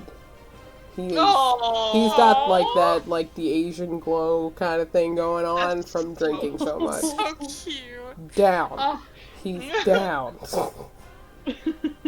adorable. And Elrune fucking, he's grinning. He's like, I'd love to get to that point. That's what I want to do. Yes, that was fun. That was oh, masterfully done. oh. Ilrune, I'll have to carry you back. Of course I carry you back. We might fall over. They But can't it's- even stand up right now. But he's such a trooper. We'll just get We some can't food even- in him. We'll get some food in him. He'll be fine. We'll be fine. Honestly, Ilroom, probably I'm gonna get one of the boys that are working to carry him back tonight after they're done, No. after they get their people home. I'm not carrying this man. Dear, I don't think that you could. He's dead weight right now. He's 100. He reaches across the table and pulls like V's head up. And he just looks at him. V's fucking done. He just puts it back. He's like, yeah, I don't think you'd be able to carry him. You know? I mean, I could drag him if necessary, but that just seems like a lot. I'll drag him for you. When I but could have one. Excuse me? Did you say you would drag him? I'll drag him back home for you. No. Ilrune, I very much appreciate the offer. I don't want him dragged, or I would do it myself. Damn. Missed opportunity, but damn. It's fine. Why do you want to They- drag V in the dirt? Because I think it would be fucking hilarious to drag I knew him that's with what me. you were gonna say. I don't even know why I asked. It would be so funny. The same way I would drag Tyrole's stupid ass. And Tyrole, Be a little harder. Tyrole, you see, Tyrole immediately fucking tenses when he hears stupid ass, like Tyrole's stupid ass, that whole thing. And he was just glancing, like looking at his glass, going to take a sip, but then he slowly turns his head to look past Allie and stare at Ilrune.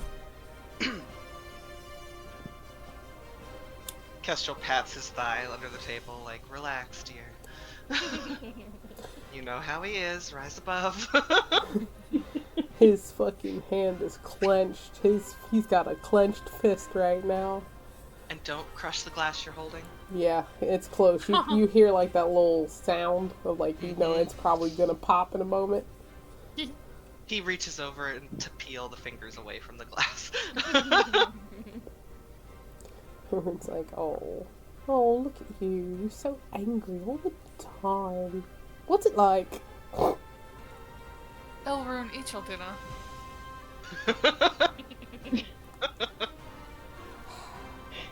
Yes, dear. But if I eat my dinner, does that mean that you and I have to go to the opposite side of the room? You can't sit at a table with Tyrell for 10 minutes. You told me to eat my dinner. I'm looking at it. Jesus Christ. In front of people, Ilrune?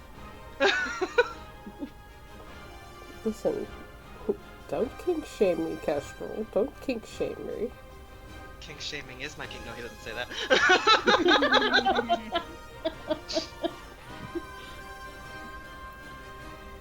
Save it for the bedroom. Yes, save it for the bedroom. You know, honestly, now that I'm sitting here thinking, why would I give such a treat to any of you in the first place? Kestrel, that bullshit you did earlier, I still haven't forgotten it. Yeah. I imagine you haven't. And I won't. You do realize that? If it helps, I didn't know that I was going to do that. Kinda just... It happened. And I didn't... I've never done it before, I've never done that before. And if I had been aware, I wouldn't have done that to you, and I'm sorry. Oh man, now I feel bad. I apologize. Looking over at Allie. Allie just shrugs. Well, I don't want anyone to be afraid. well, this makes it a bit awkward. I do not care for being frightened. It is a feeling that I do not necessarily put within my own machinations. But I will let you know, I was going to leave it as a fun little surprise, but now you have somehow managed to make me feel slightly bad, but whatever. You're probably going to need someone, and it's not going to be me, because I absolutely refuse. There are, and honestly, at this point, considering all of the things that have happened tonight, I believe it would be more so I should get a thank you, because it's me aiding and treating your god like shit. I put those papers, the ones that were scattered about your lawn this morning, I made 2 very large wads of wet paper, and they are currently stuck within the eyeballs of your statue, of your whatever the thing is that you're fighting. You're having a married couple fight with right now? I wouldn't say it's like that, but... He'd hold up the immovable rod and toss it to him over the table for him to catch. Dexterity check. No, I'm just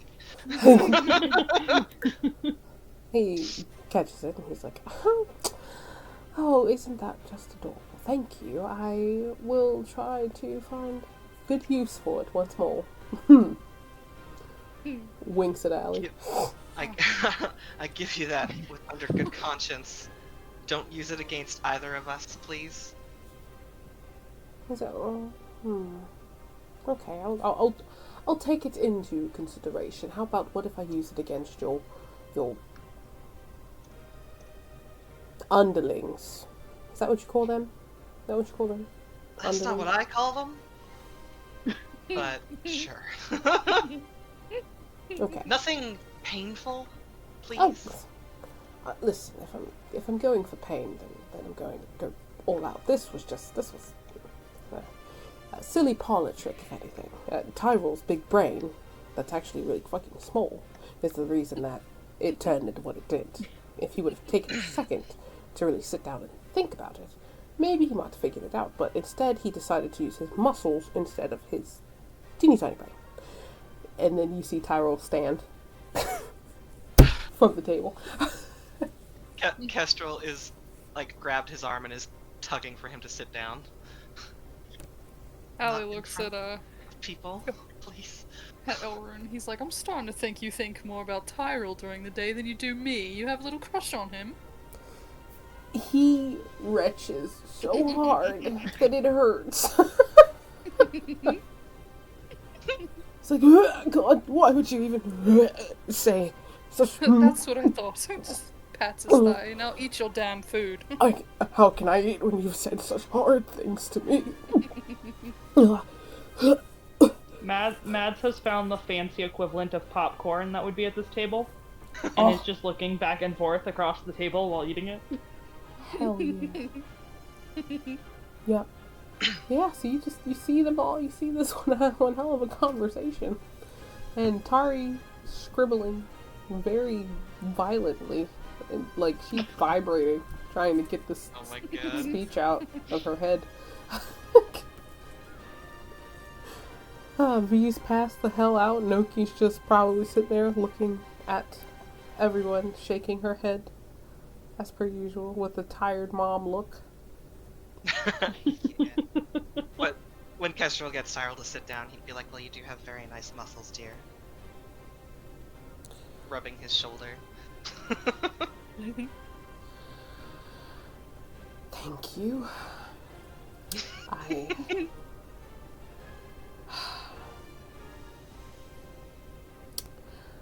Trying very hard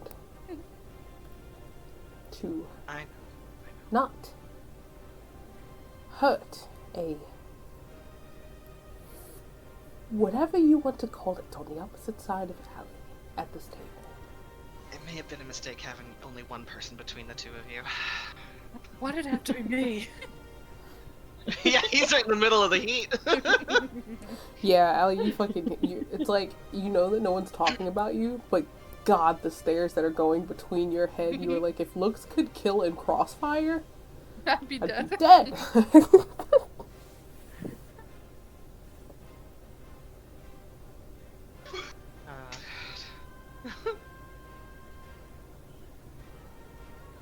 What course do you think we'd be on by this point? Oh, shit. I forgot. Dinner. You guys had like a simple soup at the beginning. I want to say it was something very like light, almost kind of like having a clear soup or maybe like a miso kind of situation, but not tofu. It would be meat in it. Moving on to something like a tinier course. It's probably you have your oh god, you have the charcuterie there, but then the soup, which would then turn into a little bit of an appetizer, which I'm gonna go ahead and be bougie and say it would be the version of like a ratatouille that they grow there, probably in a garden, not too far from the main building's grounds. Ooh, sorry. Moving past the vegetable option, you would be given something with is it like a pate or like a foie gras, something like the duck stuff. Me being a foodie, but also not knowing what some of these foods Foie are. gras was correct. Thank you. Yeah, knowing what these foods are. Yeah. So something of that nature at this point on bread and with the duck itself. You see that it's like duck is coming out, a roasted one. And it's just being placed in the middle of the table. They're probably going to come and start carving at it for you guys in a moment, but they did give you that duck. Is it liver? Spread on very lightly toasted bread. It's fancy. It's a little fancy, like Frenchy 8-course meal. It's one of them. Fantasy French, Fantasy Paris. Yeah, exactly. Fantasy Paris right now. And most likely, it's funny that you guys can tell that across the way, Miss Yvonne, Madame Yvonne, is living her best life. As after that annoying ass conversation, she's most likely the one that came up with the course options for tonight, because she is just so pleased every time they bring something out and it looks the way that she wants it to be. Is she the one with the scar? Yeah, the one with the scar. Her. I want to pull a dagger out and cut off one of the legs of this duck and then just like wave it in front of V's face. See if I can get him to wake up and eat something. Actually, hang on. Pull it like right under his nose. I don't think I have it prepared. Yeah, he is. It's. When Ilram picked this head up, he kind of used his hair to do it, and then he put it back down. And while you guys were all having this conversation, we like slowly kind of like started turning his head, trying to get comfortable in the sitting up position, but like completely head hanging.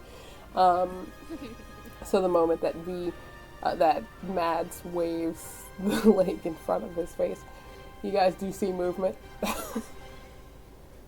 You see him kind of like stirring, like he's like, that smells good. He just opens up. Hey there, bud. He opens up one Eat a eye. little something?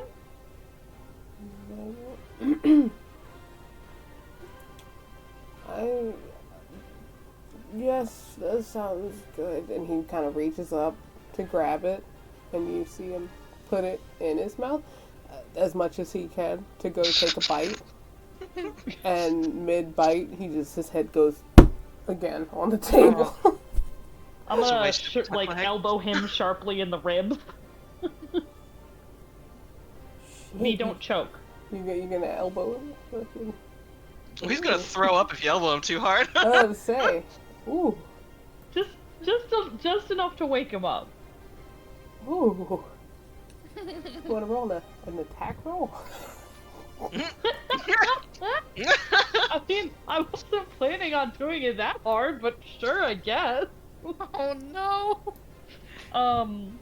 It'd be an unarmed strike, although you're a monk, so Yeah. never mind. That's bad. My unarmed strike is real a lot. Where is attacks on here again?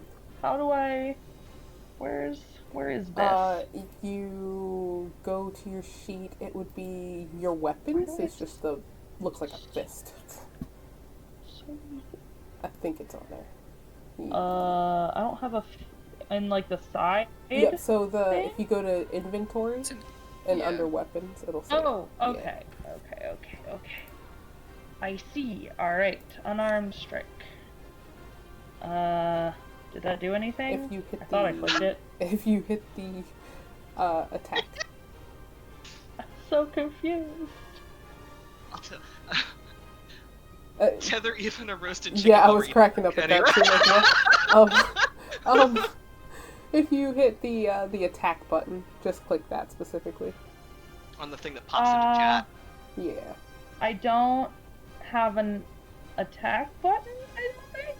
Is it not on the thing that popped up in chat? Oh, I didn't know anything popped up in chat. Oh, yeah.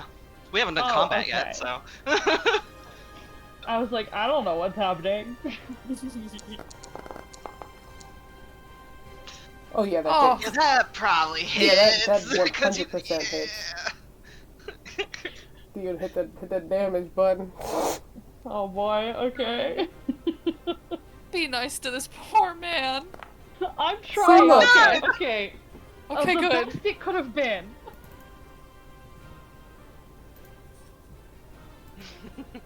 Okay. I think I'm maybe I'm a little tipsy, so I elbow him meaning to just wake him up and do actually elbow him harder than intended. Yeah, you yeah, and it's funny because you're so tiny. So actually, I should make your token correct, to be honest. Oh, yeah, because it's gonna be smaller.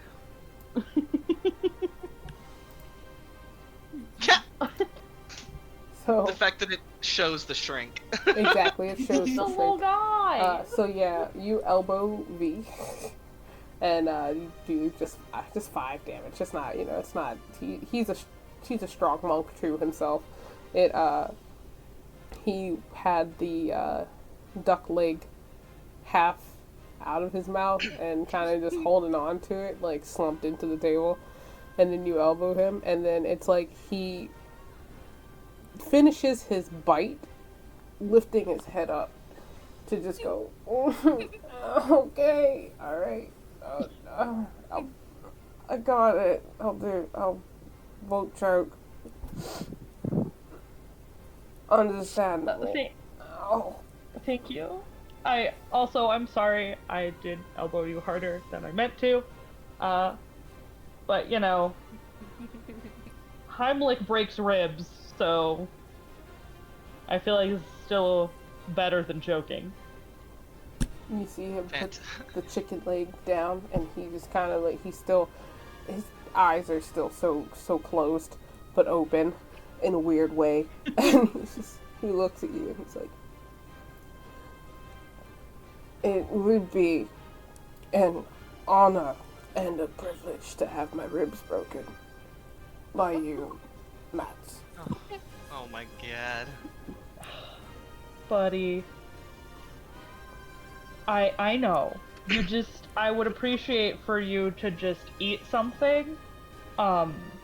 Because even with eating, you're gonna have a hell of a hangover tomorrow.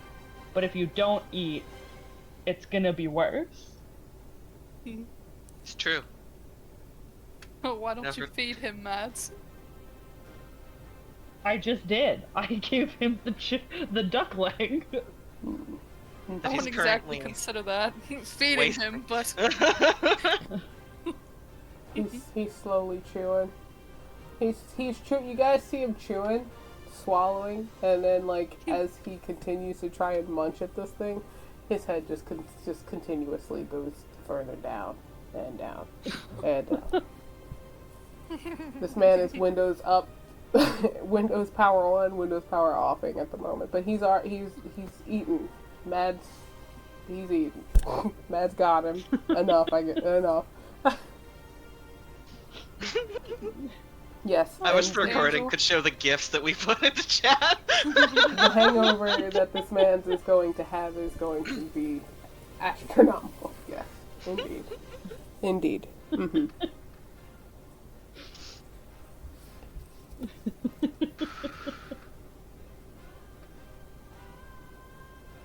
boy. This entire time, I want you all to know that Ilrune has been giggling like a motherfucker. Kestrel has too. Probably the most light-hearted he's looked since yesterday. Someday, everything he does won't elicit an oh. He's just a little guy. Yeah. He's just a little guy being tortured by his god. You know? Exactly. Just a little guy. Alazon's just been properly eating. Ilrune has been eating, but in his own special way. The plate itself has been...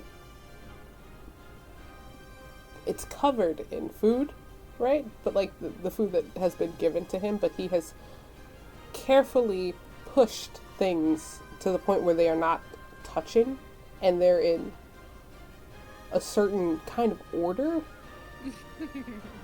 Who did this? Ilrune? Yeah, Ilrune is doing this currently.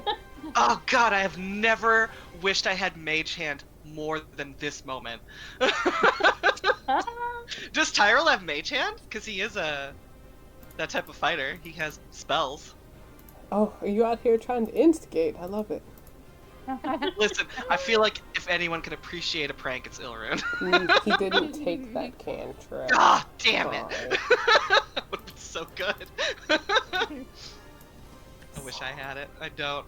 Matt's is sitting right there. Just tell her to fuck up his plate. Yeah. Listen, if Kestrel can make eye contact with her and kind of motion with his eyes to Ilrune's plate, he will. Like, it is, Oh. I want to say it is so organized right now. He hasn't touched a bit of it, but it is like the most organized fucking thing.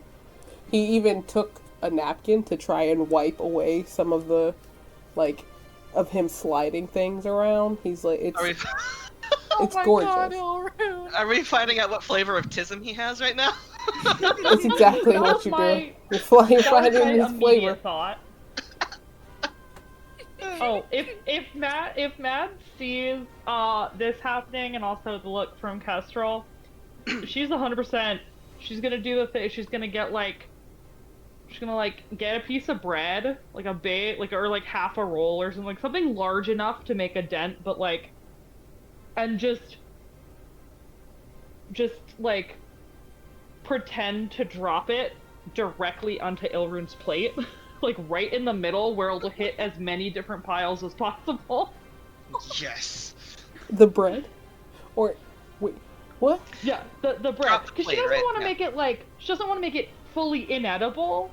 Because her first thought was, I have a glass of wine, and then she was like, well, he's got to eat something. The bread's not inedible. It'll just mess up how organized it is. That is literally exactly, sorry, that fucking gif is it. I'm sorry. Oh my god. Oh I love no. Ilrune so much. I love this. Oh so much. no. And is she gonna be like, oops? Oh yeah, no, full like Oh no. fumble the bread onto his plate and then be like, oh shit. Sorry, Ilrune. He has his knife and his fork in his hand. And he kind of like got to the point where I want to say he was like, I can eat now. Everything is as it should be. Oh no. Perfectly balanced. I can enjoy this. And I want to say he probably lifted his hands up enough to like where he was going to turn them so he could get to the fork and knife situation when that bread hit the middle of his fucking beautiful plate. And you guys kind of see him stop. And he's staring at it. Alison's like, oh heavens. Kestrel's making sure that Tyrell can see, is watching, is paying attention. His jaw is so tight set that you can see that little divot in near the back where the teeth are clenched.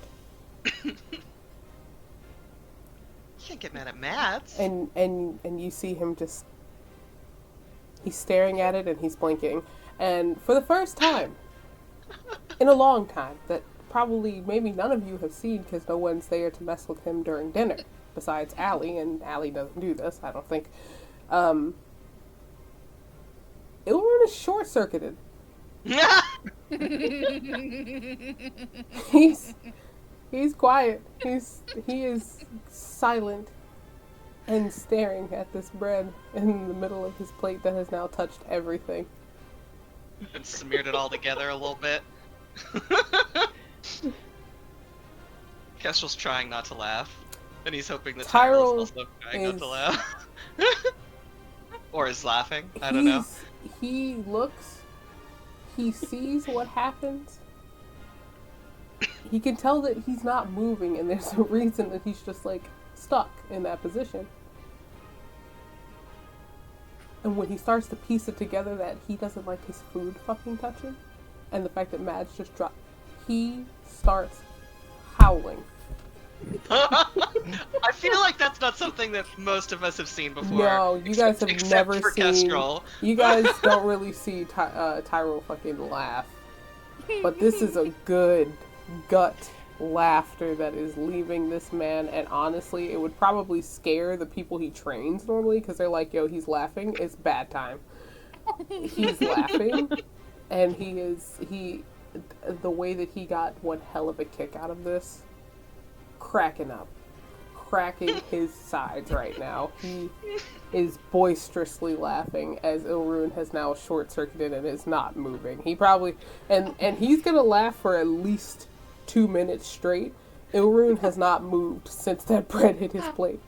Oh no! Oh, so we're really seeing his tism right now. What Alcon puts his hand on Ilrune's arm and he's like, "Dear, you can have mine. It's alright."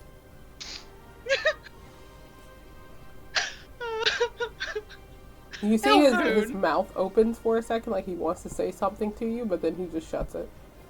Ilrune. He swaps plates even though like his isn't as organized, it doesn't have bread splat in the middle of it.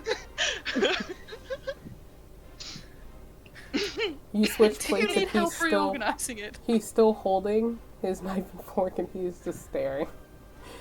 You switching plates Ilrune, talk didn't to me. fucking help. Snaps his finger in front of his face. Kestrel you is alright? wiping tears from Tyrell's eyes. Yeah, Tara's fucking done. Ilrune's lost. He just, Ilrune, you're scaring me. Are you alright? Are you broken?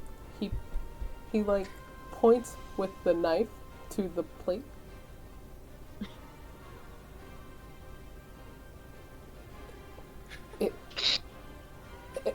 It was perfect. I know, dear. It was an accident.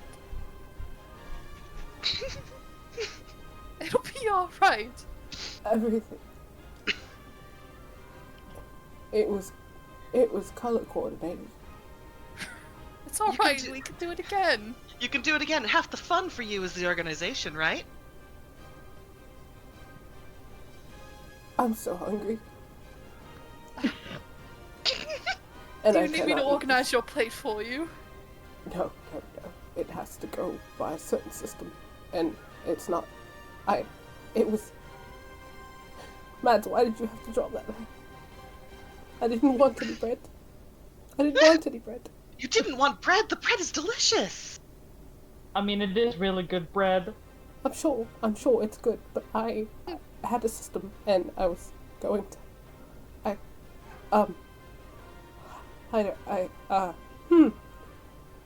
Yeah, I am sorry, Ilrune. I will try to be more careful. And she does mean that, because she did not mean to upset him quite so much.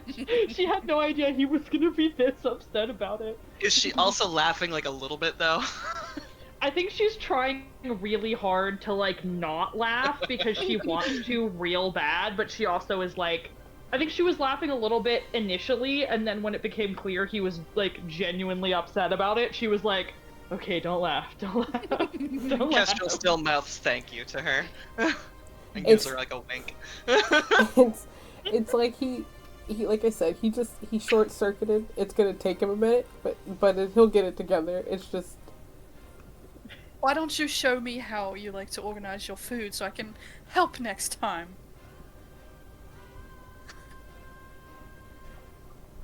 See him like I said, his mouth was open a little bit, like just like trying to. He was like, how do I explain right now why this is not this is not it.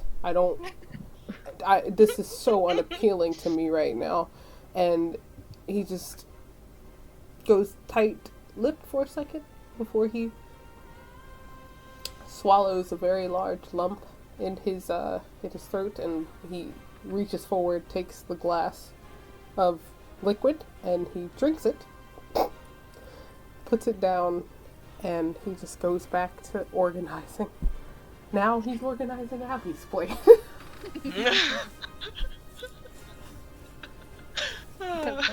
Just pats his thigh again. You'll be alright.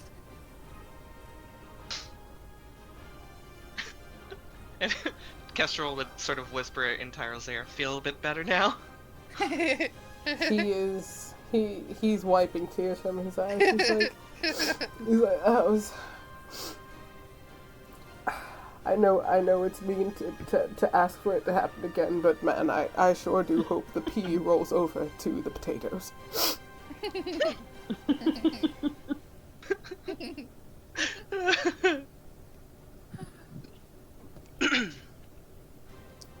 Poor Ilrune, such a long day. It has been a long day. Everyone messing with him.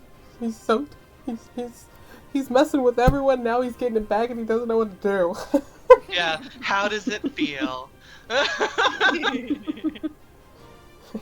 His stomach is just growling, and Allie can hear it as he's slowly trying to get the plate back to the way it needs to be for him with all of the correct formulas and equations that are necessary to have his plate the way he needs it to be. God, hang on, what's that? That. That's his razzmatazz going on right now. Rasmatism. Yep, his razzmatism.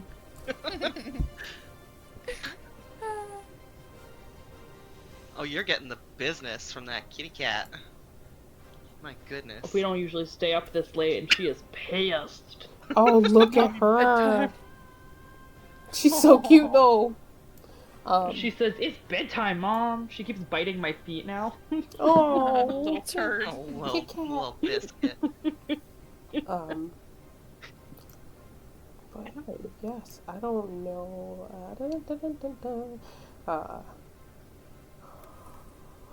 Oh goodness, I'm sorry.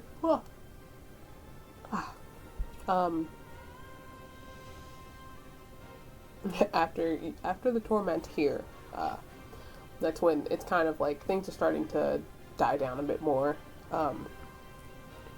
The council members are going to start making their rounds and talking to individuals and whatnot, and it is a chance to talk to them if you would like to.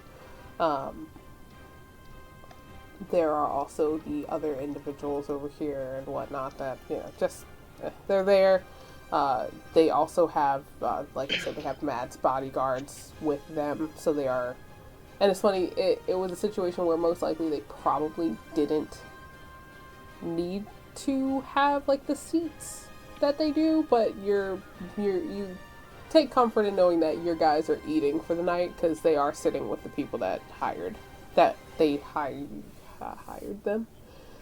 getting food for the night.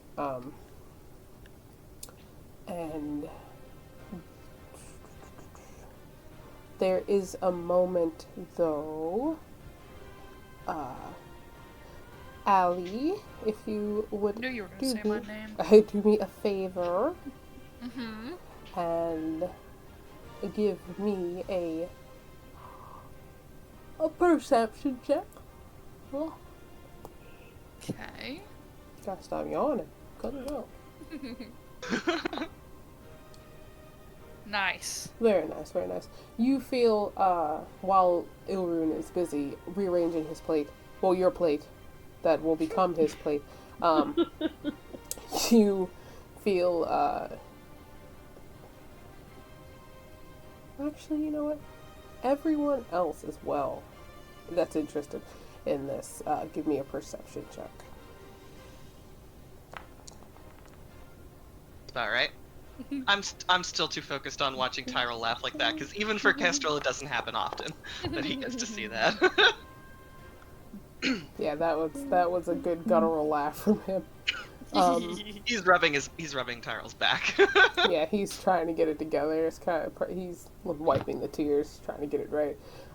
Matt's seeing Allie today. It happens every now and then where there's a moment for you all, which Kestrel, I feel like that's your best friend. So if you want to roll again, you may.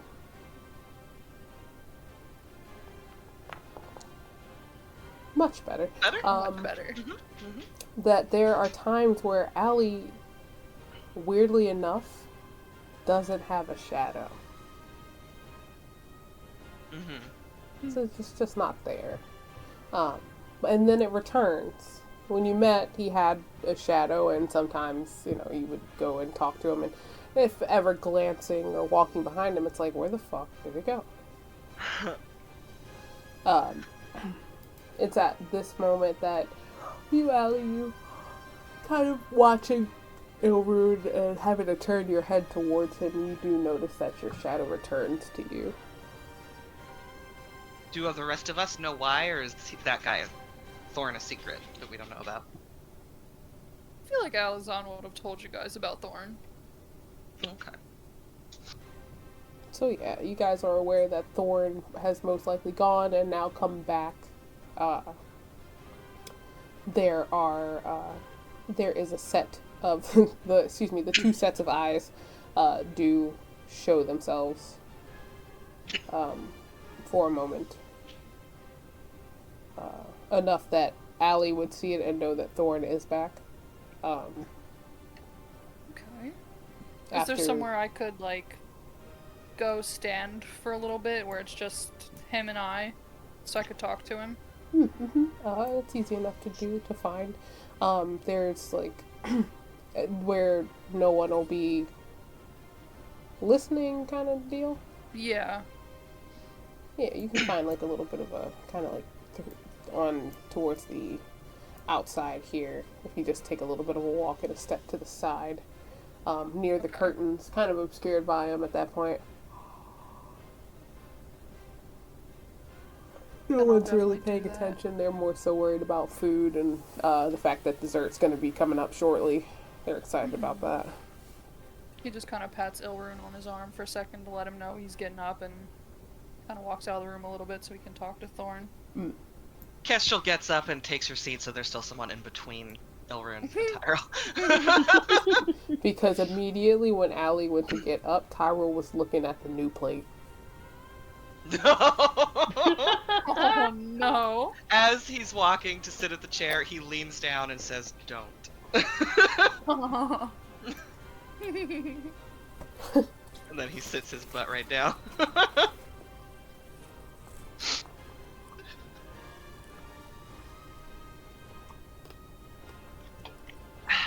But yes, Allie, you managed to find just a little alcove kind of situation, kind of just standing to the side,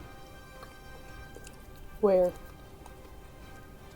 Thorn is looking back at you, and when you stand in that way, it's like you know to turn your back a certain way to have your shadow projected to enough where it's kind of like you're talking to someone standing there. So he can look at you. And he looks and he's like, "Well, I've done what you asked." And is Mother home? Is she alright? She's home. She is very insistent on you coming back. Well, I do have something I need to talk to her about, so I suppose Ilrune and I will come make a visit. First thing in the morning. I suppose I should warn you.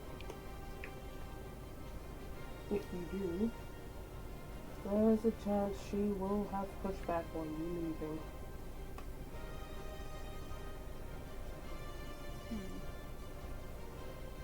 She has to know I can't stay.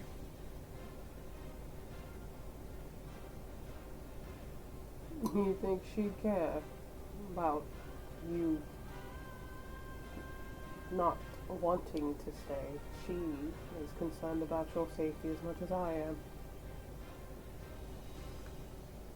I'm concerned about all my friends' safety as something happened here tonight that I want to talk to her about. But obviously I'm going to have to come back. And that is why I'm telling you, you should be concerned about being able to come back.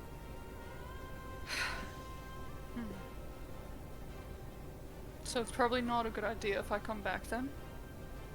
I mean, I know she would be elated to see you.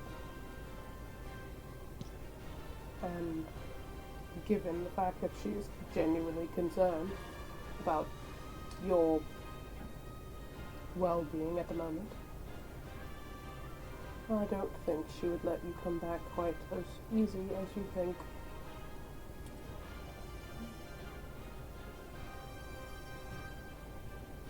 something to think about. It sure is. To be honest, she gave me a bit of a task before I left. A task, and what is that? Well, that is apparently a need-to-know basis, and I am the one that is, to know. Even if you want So you to. can't tell me? I promised her that I would do what she asked me to do. And that was keep my mouth shut on certain things.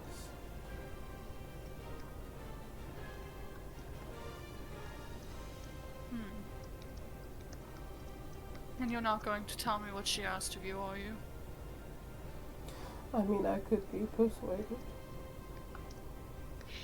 I mean, there's a fine assortment of people. If one of them happens to go missing, I could care less. You see him get a very wide grin at that, teeth showing in the shadow. But you're only allowed to if you tell me what Mother asked of you. He kind of snarls a little bit at that. I don't know if that's fair. You promised me a good treat earlier this morning to do what I just did. So that means That is I get true. 2 people if I tell you. As long as there's not anybody in this room, Thorn, it's free game. Anyone in this... none of them. No, nobody in this room. What kind of arrangement is that? Do you have your eye on somebody that you want to eat?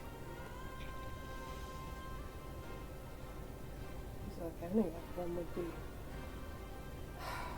preferable. Look at them stuffing their faces.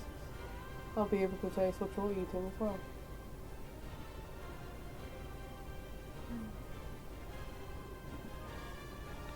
I mean, you could eat the one with the scar on her face if you want to.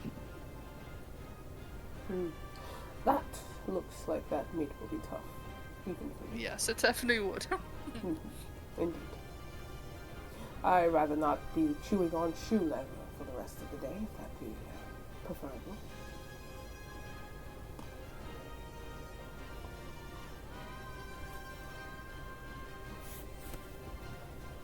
There's nothing else that can persuade you to tell me?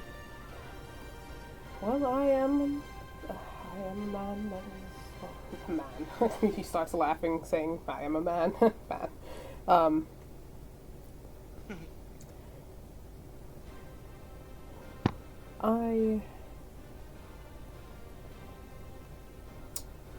I should have to think about it. Because if I tell you, it's almost 100% guaranteed that she would know, then I have to deal with Mother. She would know if you told me. Yes. How so? Because there are a lot of things that if I do, she knows immediately. We aren't the same, you and I. Well, with the way you're talking, Thorn, it makes me think I shouldn't come home. I have things I need to do here. I have simply told you that she is concerned for your safety, and that means she will do anything to keep you safe. Where you can come and go as you please, I do not have that luxury.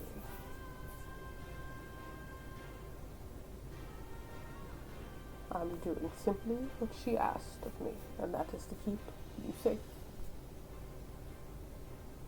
Well, I guess you'll just have to keep me safe here then. I suppose so be it.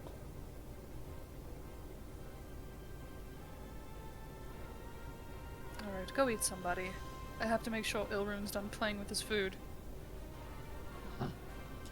You see him kind of like, but at the mention of Ilrune, his eyes always just get a little narrower. Him and Tyrell are secret friends. Exactly. But as you begin to, if you're going to turn and walk, you do feel, it's always weird when Thorn kind of takes his own form in the world that's not your shadow. Mm-hmm. Even when he turns into his more dog form, like woven demon dog form, he's always still somehow like attached to you. But when he does take a form, it's like a weird. It just feels like a piece of you gets taken a little bit, and it helps him form his more human look. He doesn't do it often, but given the fact that he's got fucking dinner on the mind, he's got to figure out who's gonna be the lucky pick. Obviously, gotta find who's gonna be the little morsel for tonight. Yeah. So he does step out into the corridor himself. As you walk, he's kind of like walking behind you like a shadow would, but notably Thorn is much taller than Allie. How tall is Allie again? About like 5 something? 5'10". 5'10". Yeah, so he's 5'10". You've got Ilrune, who is at least 6'1", 6'2", and then you have Thorn, who's fucking like 6'6" standing. How tall is Tyrell? Tyrell's about 6'4". A little bit taller than Ilrune, but yeah. For some reason, you feel like he could manifest taller than that, but he's probably being nice right now. And just like, I'm gonna try and be on everyone else's level, but whatever. So he is walking behind Allie, standing at 6'6", and he is just as pale as the duo that you all know and love. Tyrell would fight that on Ilrune's count, but yeah, he is pale skinned. He's got scars all around him, and then there's his characteristic, his fangs. His fangs are fairly long. He has canines that are visible as well when he smiles or grins, for that matter. He has dark. The whites of his eyes are dark, but his pupils, his irises, are very like a bright silvery color.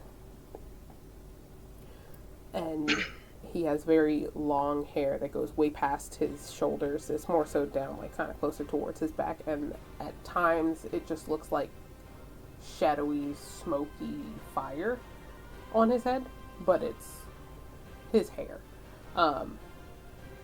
For when he's like walking, it kind of gives off that look, or like you would think that there's some weird going on there, but it's not. And he has manifested himself in a nice black on black outfit.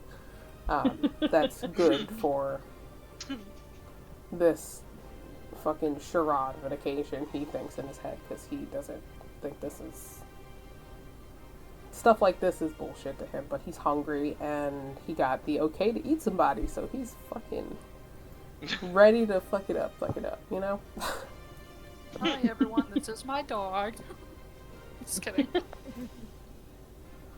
Have we met Thorn in non-shadow form before?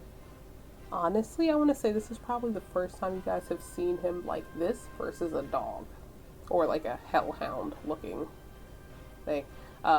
Interesting. Yeah, Didn't know he could do that. Yeah, he comes back, not next to Ilrune because he can't fucking stand him. Sorry, he's back and near Allie.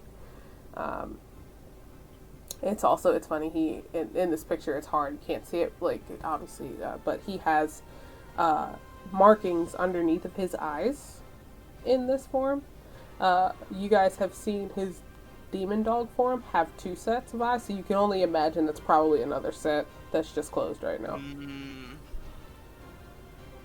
Gotcha.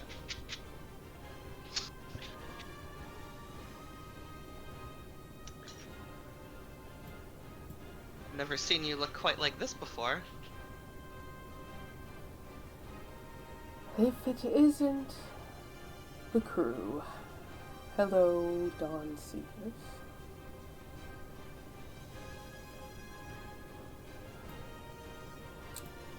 Well, what, why are you blessing us with this new form tonight? He grins and you see those canines. Well, I was told I was allowed to have a bit of fun this evening. And I'm simply in this form so I can find the fun I will be having. Does Kestrel know what that means? Do we know as a group what that fucking means? That's a question for Allie. And if you would like to know, you could persuade him. Allie, you can make a deception check if you'd like. We'll see what happens on that. Depends on if you're going to tell him the truth. I'll fucking persuade. Alright, Oh. you ready for this? Oh boy. And Allie, you may make a deception check against it. Okay. I rolled an 8, so I got a 21. And you got a natural 20! Which is still technically lower! No! Because you cannot critical succeed or fail a skill check. Well, Goddamn. I beat you on a natural 20 with an 8. that's crazy. That's wild. We love to see it though. Persuasion is Kestrel's fucking bread and butter. He has a plus 13. God damn. I was just like, he's going to get dinner. He likes to eat people, so he's going to eat somebody that he finds charming at the party. He kind of knits his fingers together and puts his elbows on the table and leans forward and goes, "Come again?" You heard me. Do I have to repeat myself? Someone in the party, really? Not our party. Just a party. No, that's what I mean. People in this room will be missed. Do you see how hot he is? It's fine. Trust me. He'll get away with it. I already told him he could. I can't tell him now. No, now he'll get sad. Well, tell him he can't touch my guys. Because they will be missed, and I will know where they went. He won't touch any of them, don't worry. Isn't that right, Dawn? God, now there's stipulations. I said somebody not important from the party. Those people are. That's the only rule I gave you. I liked you better as a dog. He's just hungry, Matt. He's threatening my people. The same way that you all are enjoying your dinner, I would like to enjoy dinner myself. But since you seem so attached to the rabble, I will focus my efforts away from them. Thank you. If for no other reason, then what if it gets back to Allie and he gets in trouble because of your eating proclivities?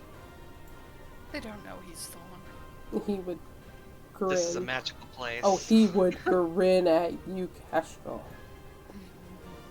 If someone were to try and hurt him, they would simply become my meal as well.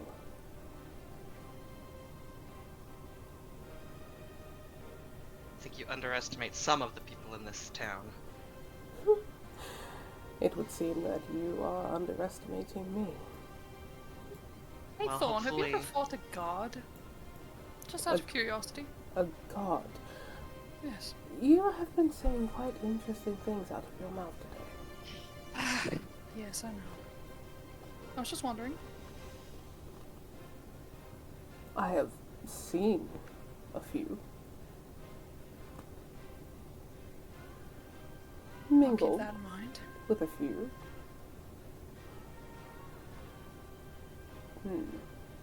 Fought, I cannot say yes or no. That's nasty business. Why are you Does it have something to do with that one? With the mouth? Pointing to Kestrel. I'm just Maybe. trying to keep our people safe. No, what do you mean with mouth? I didn't say you couldn't do it. I just said be careful. It's funny, you actually see him take a moment. And he walks past you, Allie. Walks past Tyrell. And he kind of stands between, like a dog stalking prey in the moment. He stands between you and Tari. And he kind of just leans in. And to look into your eyes specifically.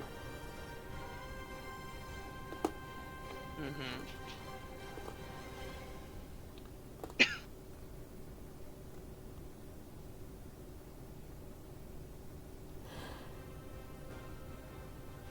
Your god's not happy with you right now, is he? And how would you know something like that? I'm a demon. Well, I know when gods aren't happy. I'm the embodiment of sometimes why they get so upset. Being around, they hate me. What else? What else do you know? That comes with a fee. Kestrel rolls his eyes. That's pretty typical demon fare. Not a price that I'm willing to pay, given that I know what it probably is. Suit yourself, paladin. Shoot yourself.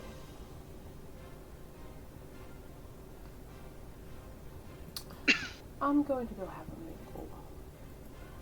Can I insight, although my insight's not great, to see if I believe that he actually knows anything else? Or is he bullshitting to get permission from Allie to eat somebody else? No, inside. I don't have great insight. Nope. Ow. I'll roll a thingy from her.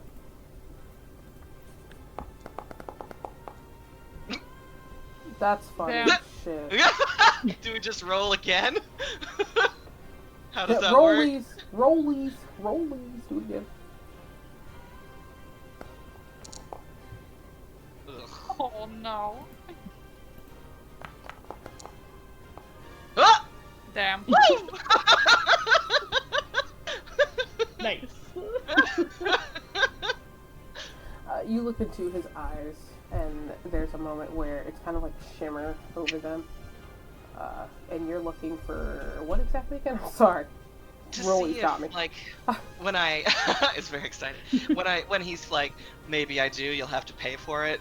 Do I believe that he actually, like, do I get the feeling that he's being sincere, or is he just hoping to get permission from Allie to eat more fucking people? Oh no, he's being sincere. Still not worth it. He's a hungry guy. He's more so concerned about his meal at the moment.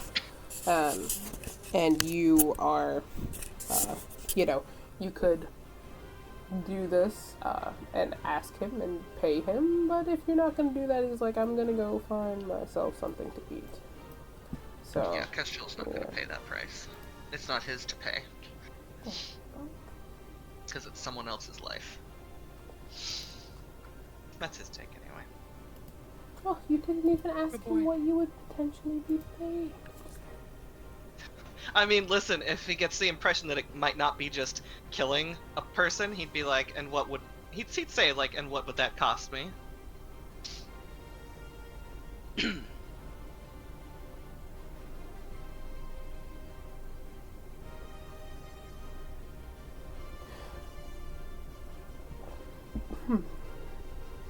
Ooh, sorry. Fucking drinking Pepsi fighting. Okay. So are you genuinely wanting to ask this?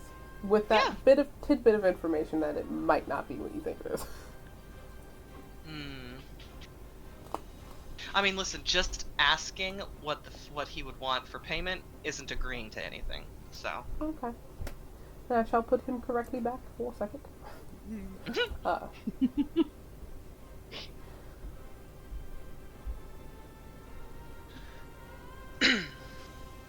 there are many things that I particularly enjoy to partake in. Eating souls is one. Eating flesh is my preferred, but there are times where it is always just as fun to eat someone's dreams.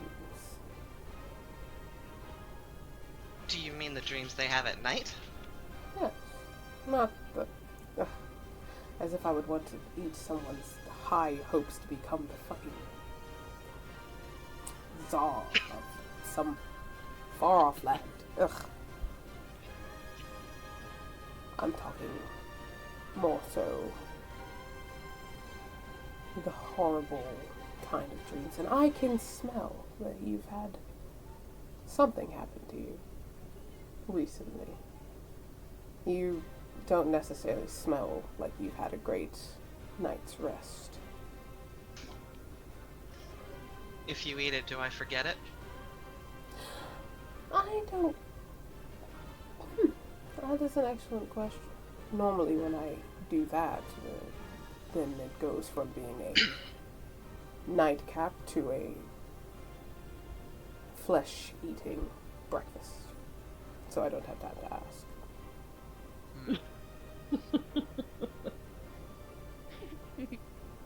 What does you eating a dream entail exactly?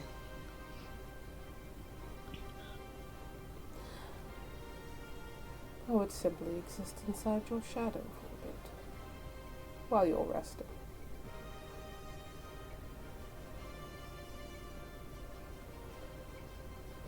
Well, if I'm still alive to go to sleep later, will you only take the one?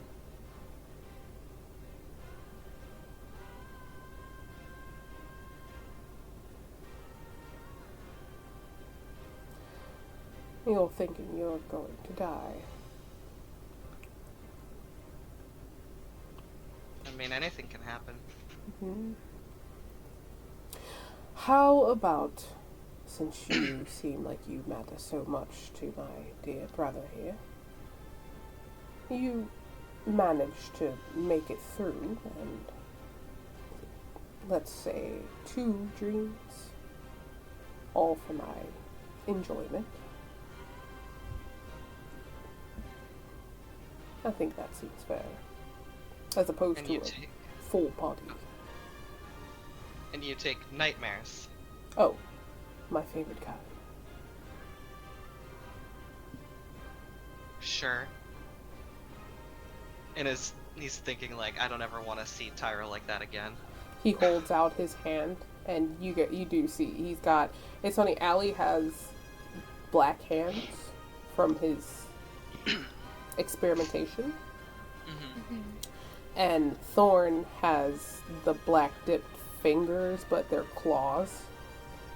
And when he goes to reach for you with a hand, because you just made a deal, it starts to take on more of a wolfy demon dog look.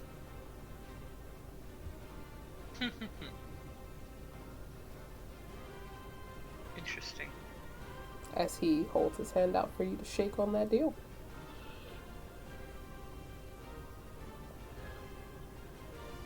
Sure. He shakes his hand. You guys see a moment of like wispy, black, shadowy energy kind of make what looks like those wedding binding of the hands. It looks like that for a moment before he lets go.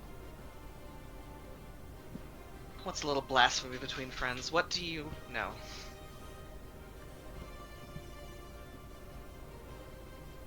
About gods. About your god, or About my god. He looks at you. It's like, God of warfare, Zaris. Pain in the ass. God. A lot of people follow him, and he 100% has been very in tune with the using mortals for sport for years.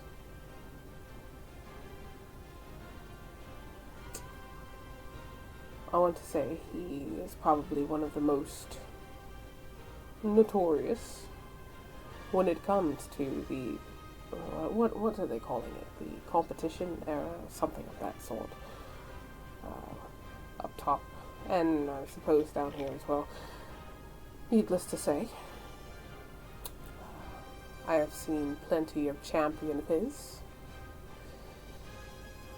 doing God knows what when he asked, God's knows what, but when he asked them to take up arms and go into the world and fight the good fight and spread the good word, as he looks disgusted for a moment.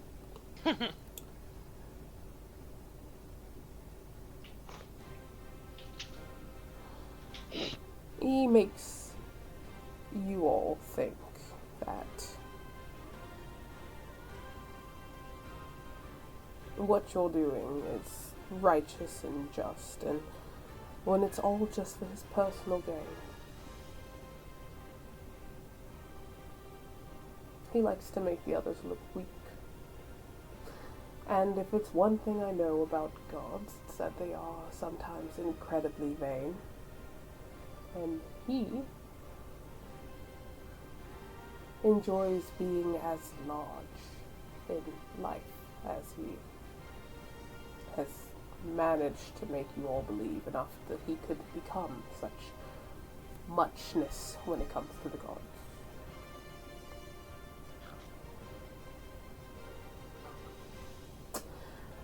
And if you're having dreams, nightmares, most likely they're definitely coming from him. And or it could be a sign of something wanting you to pay attention to what could be your possible future. It might be yourself telling you as a warning, this could be what's going on, what could happen. Interesting enough. I can tell that you're apart. Unlike the others, blind, stupidly following, but apart. For you.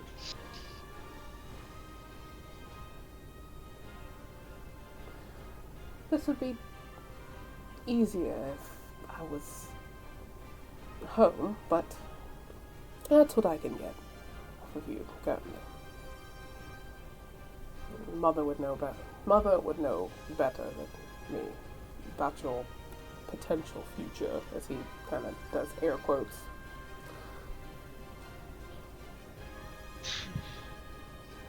Is any of this stuff that Castro would have learned in, like, his monastery?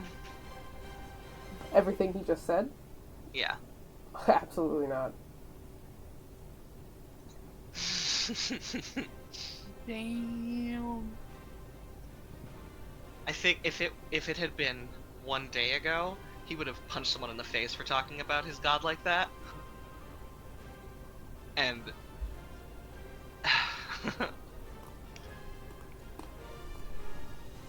You may roll another insight check if you want to see if he tells us some shit, or, you know. It's up to you. 13. You're getting a demon's first-hand knowledge of at least what he knows about this god, but also you can tell it's a bit of how he feels about them. being a demon. It doesn't seem like he's lying to you, at least. But perhaps there might be a bit of extra exaggeration because he personally just does not vibe with deities. You talked of other champions. What has he had them do? Oh, at this point you're going to make me do... You're a little quiet, by the way. I'm having trouble hearing you. Thank you. At this point, at this rate, you are going to have to give me more than just 2 drinks. Always a sliding scale of payment. Listen, demon has to eat.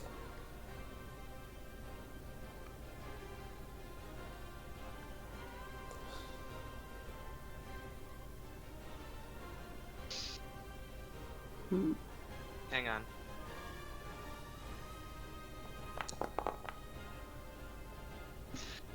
Odds for yes. Okay. You can have one more dream. 3. Okay.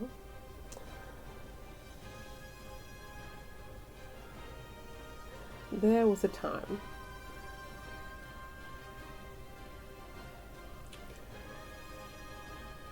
where Zoris felt it would be a show of power to send 3 of his greatest champions into the middle of a heated battle between 2 other gods. Hold on. Sorry, hold on. Excuse me, gotta pull up the gods list.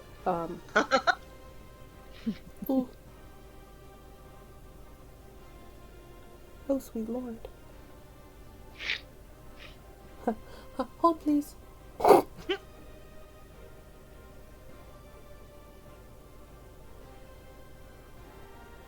giving you fucking gold here. And you know what's fucked up? I'm too into it to have taken any fucking notes. You're lucky that I am fucking doing this thing. Crap. Listen, I'm giving up dreams to get this shit. That seems like a big deal.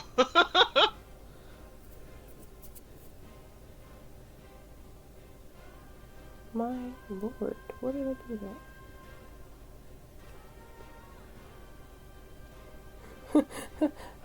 I can't find it.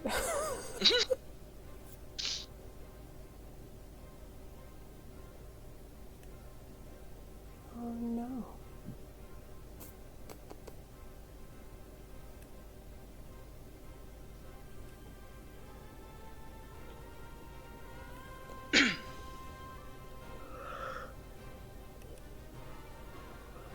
Got it. Sorry. Ooh, okay, my bad. You weren't ready for a huge lore dump out of I nowhere? was not prepared for a huge lore dump. Oh god. Okay, so Zoris sent 3 of his champions into a battle between Rathis, the goddess of virtue, and Volden, the god of miracles.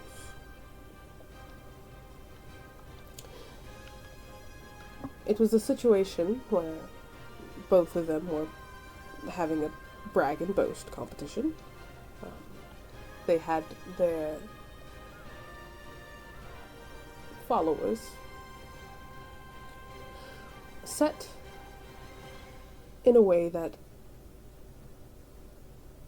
both sides thought that they were right. How normal religion is, obviously. I'm right, you're wrong. No, you're wrong, I'm right.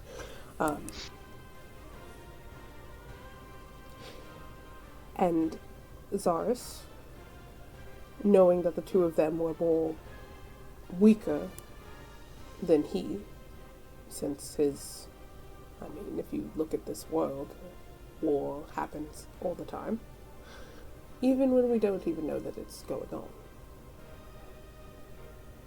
And he sent 3 of his strongest champions to lay waste to both of their minuscule armies of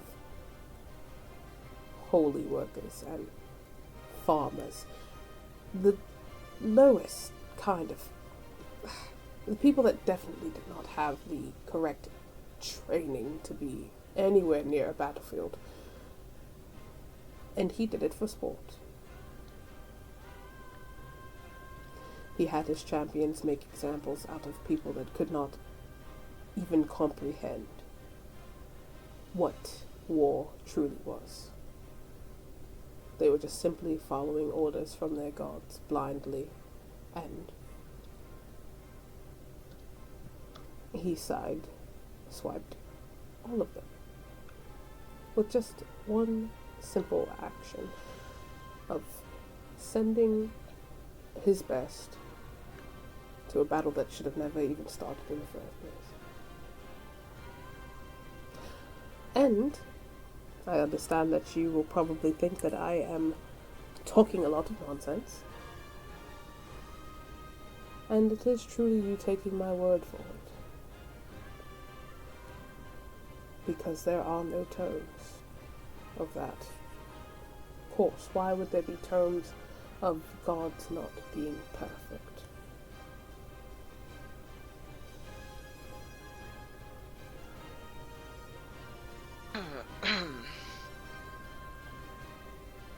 Kestrel's jaw is fucking tight.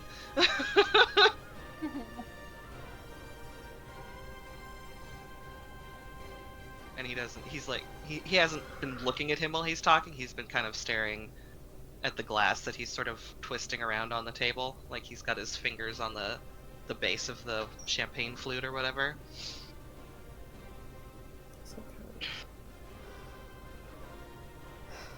I understand that I have given you quite a lot to think about, and I will leave you to thinking about it in just a moment, but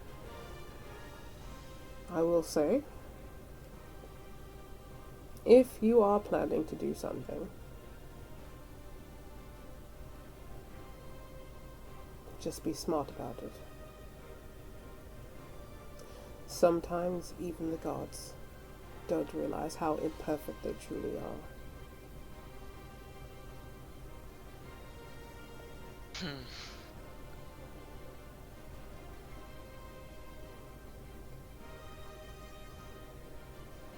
Even yesterday, I would never have believed a word of this.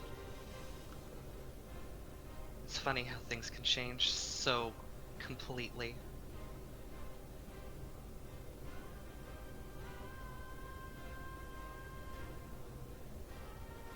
Well, I'd say thank you, but I'm paying with something else other than gratitude.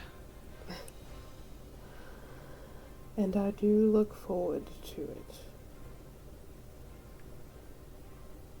See him look at you, look at the rest of the table, and he gives more acknowledgement than anything to Allie as he gives a little bit of a half head nod, and you see him grab 2 glasses of champagne, and he walks off into a direction, and you guys do watch as he exchanges a glass with most likely his mark for the night. Do we recognize the mark? No, it seems like somebody out of town. Okay. An out-of-towner here that's, you know. That'll teach them to come to our town. Literally. How fucking dare you? Oh, but like completely enamored in like in a moment's time. I mean, he's a demon, of course. Right. Handsome Kestrel, demon Hellborn walks into a bar. Just kidding. But yeah. He drinks the entire glass of champagne and motions for a waiter to bring another one. Tyrell is... His foot is tapping. What the fuck is going down? So yeah, you guys all heard that little talk as homie G come over here into the table talking with somebody. You guys have heard Tyrell talk about his god before, and it's all been like, You mean Kestrel? war can be barbaric, but we are men of honor, men and women of honor, people of honor, and that is how we act. For glory comes from, winning fairly. So the idea that his god willingly caused just a butchery like that. Yeah. Yeah. He's just staring at the table and his leg is like jumping. Aw. Well, that was a lot to take in. Mm-hmm. Ilrun, how was your dinner? Are you alright? Did you actually eat something? Hold on. I'm sorry. I was so sorry to do this to you, Ilrun, but I am gonna do this time. Oh no! You see, he is staring at the plate because unfortunately the peas hit the mashed potatoes. Oh my god. Can Alazan start feeding him? Would he eat it if Alazan fed him? He would, as long as it was not mashed potatoes or peas. Listen, Okay. that's not the protein, that's fine. Alright, yeah, he just starts feeding him duck.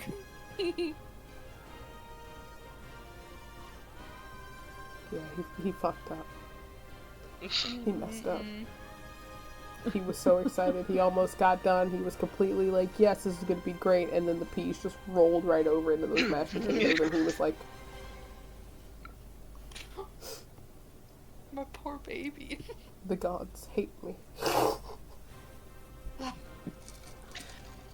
They I don't want me think to starve. I don't think you're the one that they hate the most at this table right now.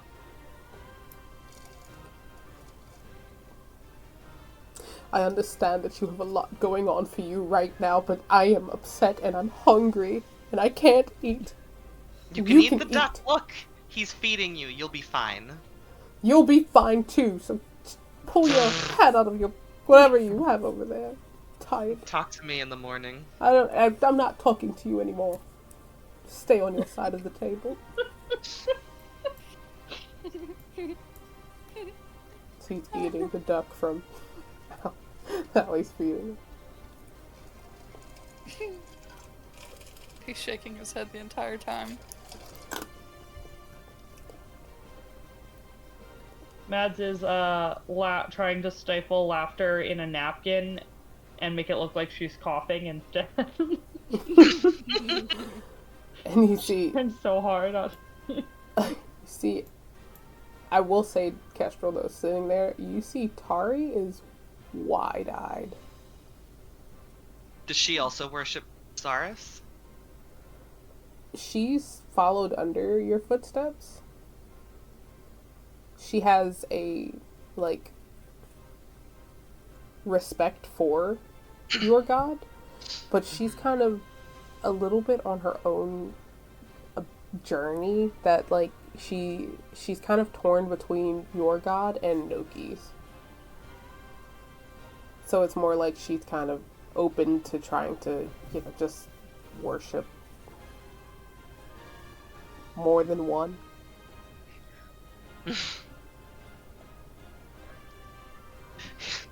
He'd kind of look up at her and go, you might want to reconsider respect for certain someone, pointing sort of up in the general direction of the heavens.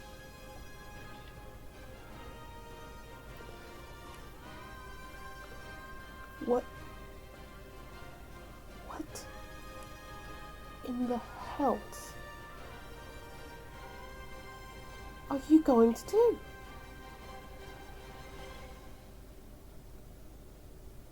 My darling, I don't have the faintest fucking idea. Well, you can't go talk to him if what if he tries to make you do what that he just said? Points and like motioning to Thorn. Well, then I'll put my holy avenger through my own stomach. That's not an option, Kestrel. And Tyrell immediately also hell no, that's you can't. Better than being forced into a massacre. We'll just put you in a big box for a little while and figure something out. You're not going to kill yourself. If it's me versus everybody else. This is the most paladin shit ever, by the way.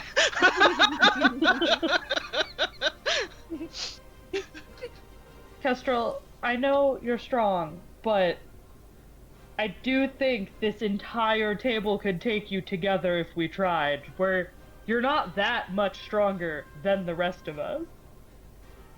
No offense. I shouldn't have told you my plan.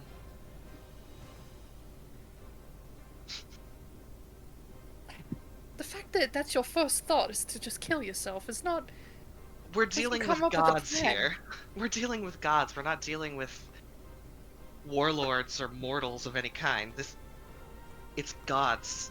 You don't get to do half measures when you're dealing with them. Have you considered getting rid of the sword if that's what seems to be the problem? It. The sword is not the problem.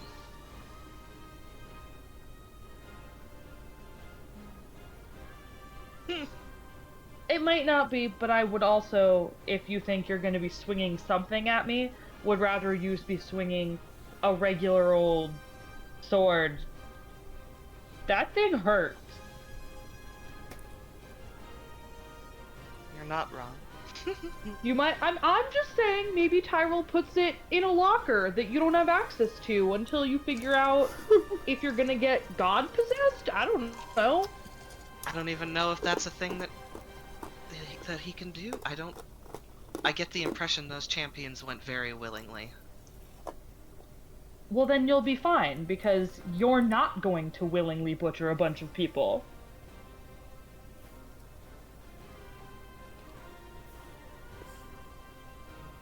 Yeah.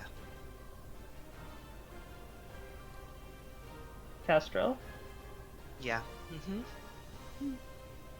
you sounded unsure.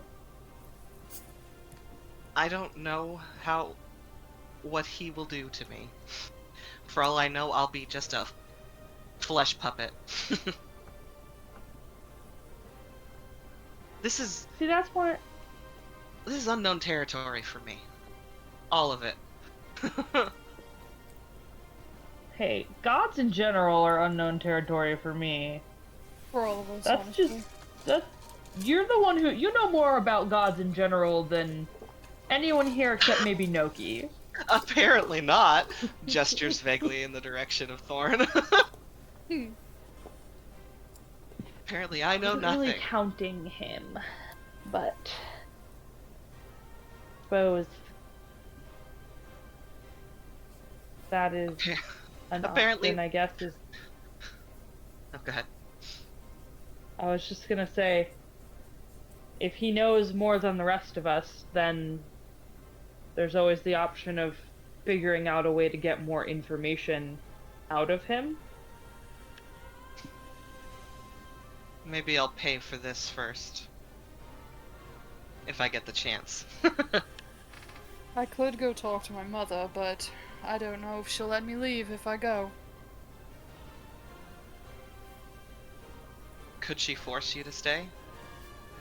Oh, it's not a matter of can she? She will. That's why I I'm don't- concerned now about going back and seeing her. I don't want you to do that on my account.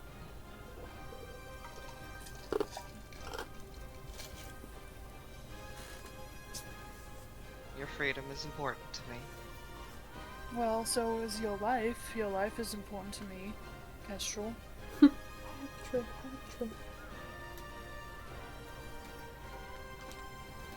Well, none of us know what is going to happen in that temple tonight. Maybe he's just mad about the spitballs. If that's the case, Ilrune, you're in trouble, dear. I'll fuck him. I'll fuck him up. I'll fuck him up right now. I'm so upset about these potatoes and peas that I will fuck him up immediately. Yes.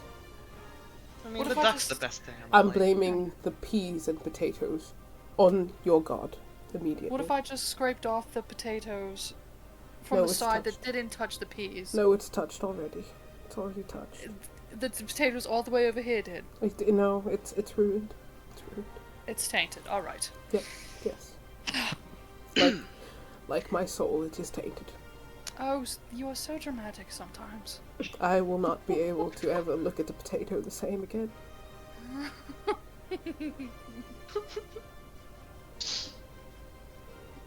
Or a pea. Well, like you were already talking about having something else for dinner, so that'll Oh. happen later. Don't. I prefer that for dinner as well. Exactly. So you'll be Indeed. fine. Ah, look at me, I feel better already. My goodness. It's just Amazing. Amazing what a little bit of convincing will do. Casual just shaking his head.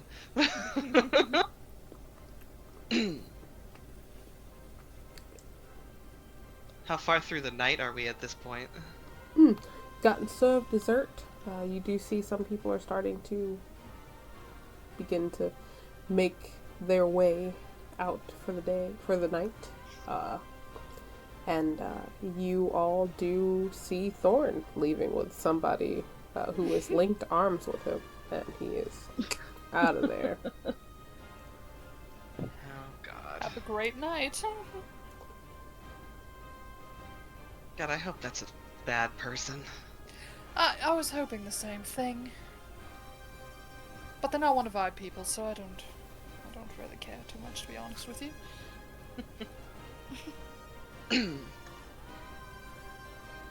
You know what we're doing after this dinner. Since you are also keen to die with me. Yes, we're going to take a visit.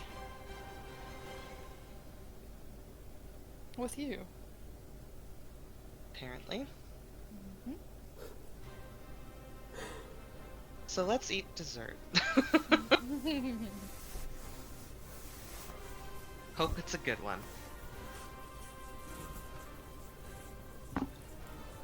Okay.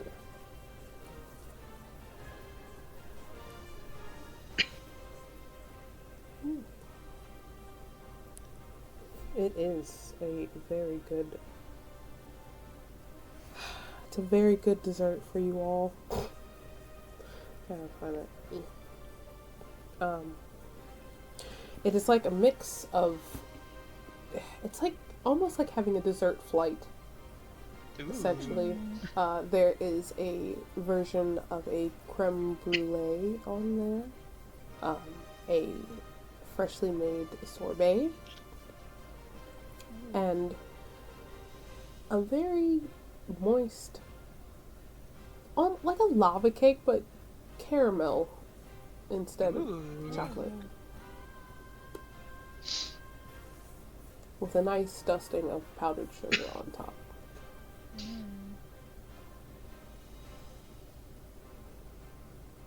None of it's touching, right? Elrune will be able to eat it. It's a flight, so yeah, it's everything's Okay, good. yeah, everything is and you see he doesn't even have to take time, but the fact that he was waiting so long beforehand, he was so hungry, he inhales his flight of desserts, and he's Oh, not someone even gives like him that his. crazy of a sweets guy, but he's fucking it up. These are pretty fucking good. Like, Mads eats all of hers, and then eats all of V's because he's still asleep. V is Um, conked, dead. But I think she has been, as the courses have been coming out since he fell asleep, when his plate comes out, she just asks them to, like, box it so that she can take it home for him. Except the Aw. dessert, which she eats. Listen, that Aw. stuff, desserts don't keep as well, you know? Exactly. Yeah, he's down. He's sleeping. down. He big eepy. He big eepin' right now. He big eepy. He's ready to sleepy.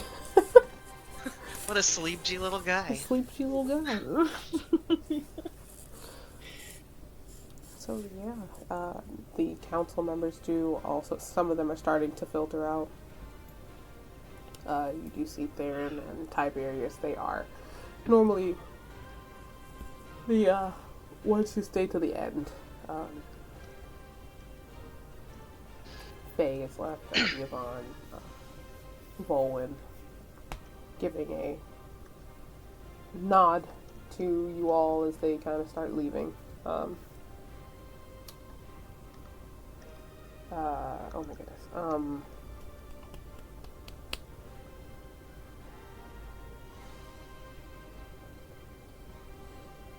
And I think so. After this, is your plan to go Get our ass kicked? to the temple? Yes. What if we don't go? That is an option.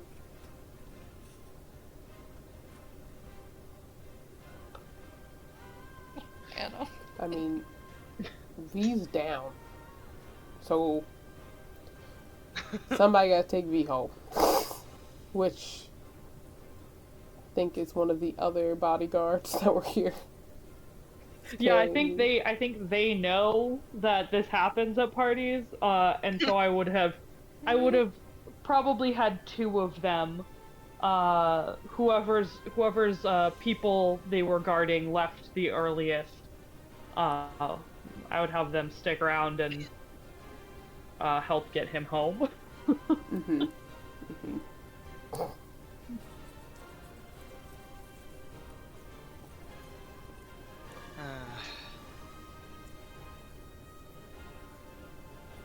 Oh, for fuck's sake. Ooh, me too, Tracer. Tracer said, "Don't do that." Too much.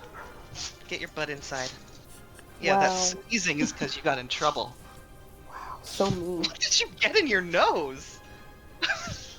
Oh my god. You okay? Anyway.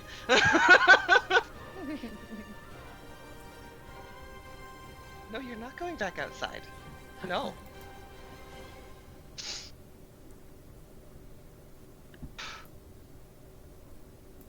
Hey, okay, hang on. Let me.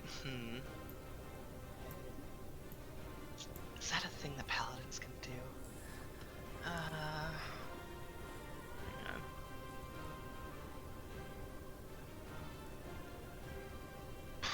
I guess essentially my question is, are you all leaving? The party? Yeah. Yeah, like Yeah. leaving out of the. Yeah. Yeah. Is there still like dancing and stuff happening? Well, some people are having a great time. There's I think before drunk. they go, he would pull Tyrell and because he wants to dance at least. He's real fucking scared, and he wants to dance at least one more time. Oh yeah, Allie wants to dance with Kestrel too. Oh yeah. Yeah. He'd dance with you first, and then he'd go to Tyrell. Oh, that's so sweet. Gotta save the best for last, yeah. I mean, looks at portrait. Not that Yeah. Allie's anything to sneeze at, but No, I get it. No. He's fine as fuck. yeah.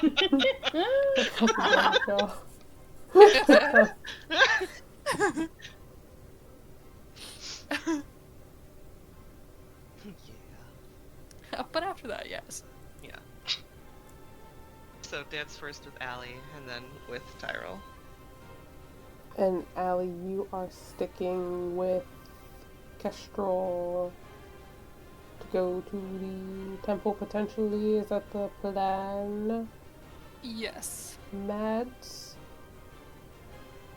She going to... I think Mads would like to go to the temple, but I also think, as long as someone is going with Kestrel, if she is encouraged to not go, then she might be willing to wait. I mean, you gotta Because she look after recognizes that she's already pissed off this god today. That's Also so. a good point. Yeah, that is a very good point. Okay.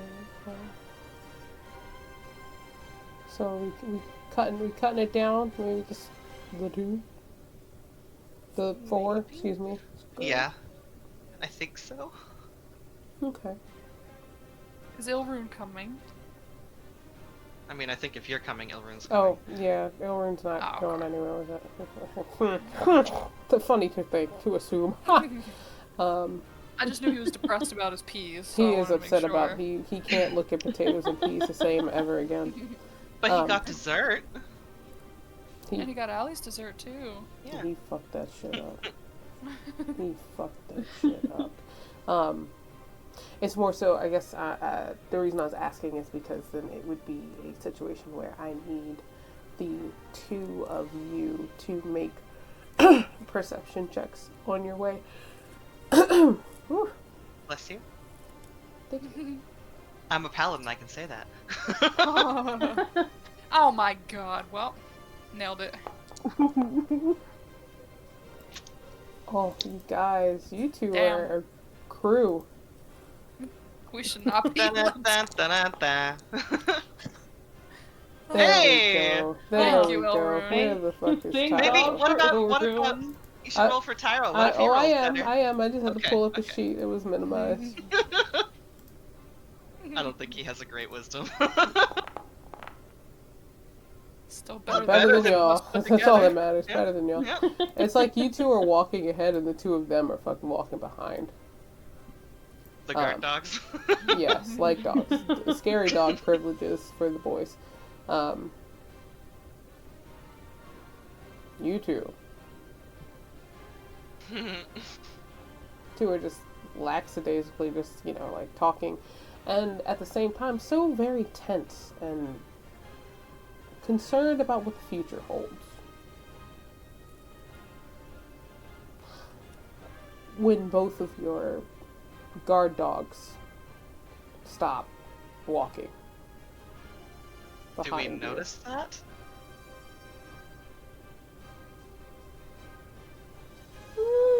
Stop With and turn those and look? fucking skills. Oh. But I mean, listen, we're always looking, those are our boys back there. That's a natural 1 and a 9. I'm just saying. You I guys should are have Tyrell advantage.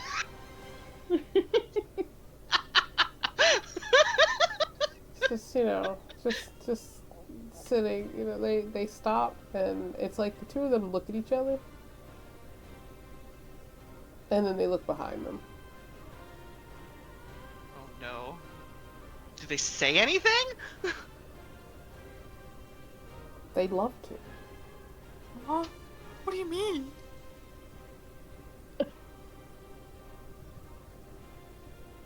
I changed my mind. I'm going home. Yeah. I'm just- Yeah. We're not gonna go. We're gonna. Yeah. Oh no. Hang on. Oh, hang on. There is something. Hang on. Where is it?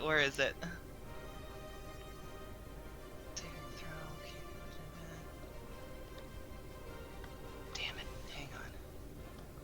I think it's only saving throws.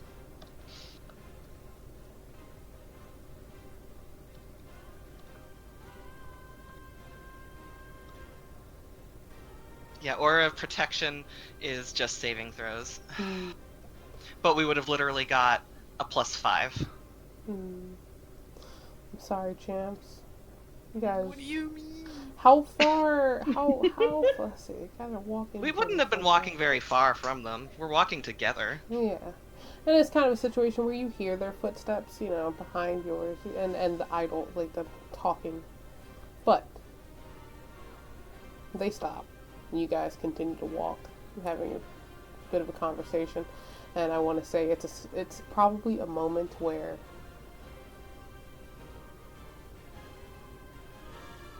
you two look back for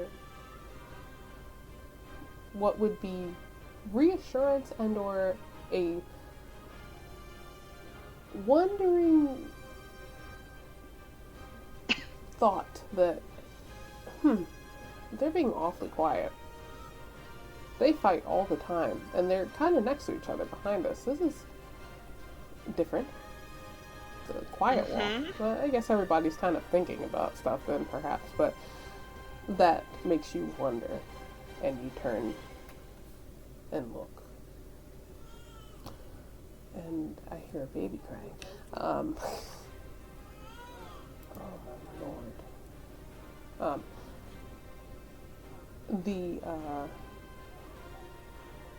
The two of them are. Hold on a second. You left us off on a fucking cliffhanger. Ain't that some shit? Swear to God. What the fuck? You guys turn around. Hold on a second. Mutes Mike. Get back here!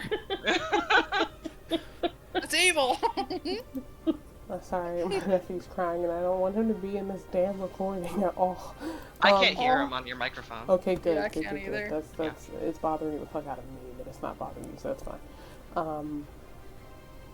Yeah, you guys turn to look and see both Tyrell and Ilrun have gone a bit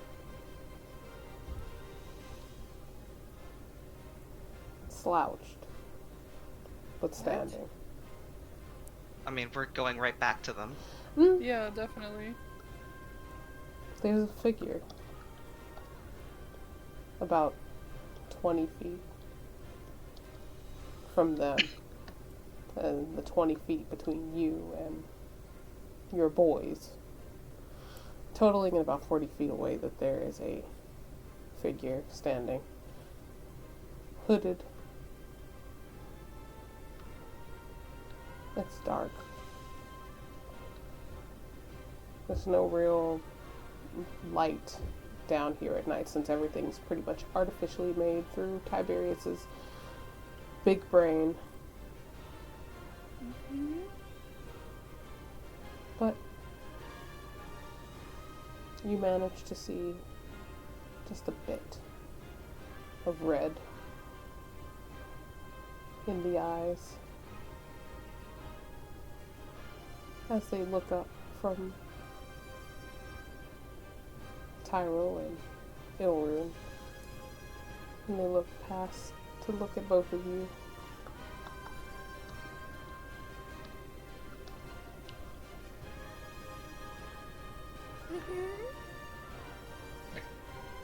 And they smile. Well, if it isn't my lucky day, it looks like I found you after all this time.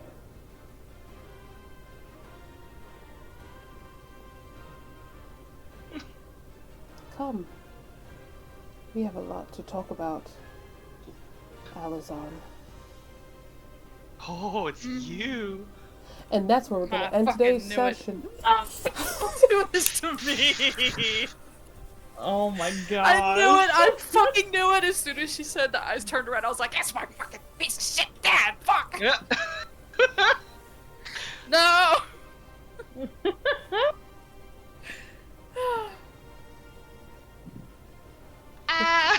Well, thank And you, he- lovely What's he individuals, done for- to our boys? Well, Is he a vampire? actually, hold on. Let me just stop the recording.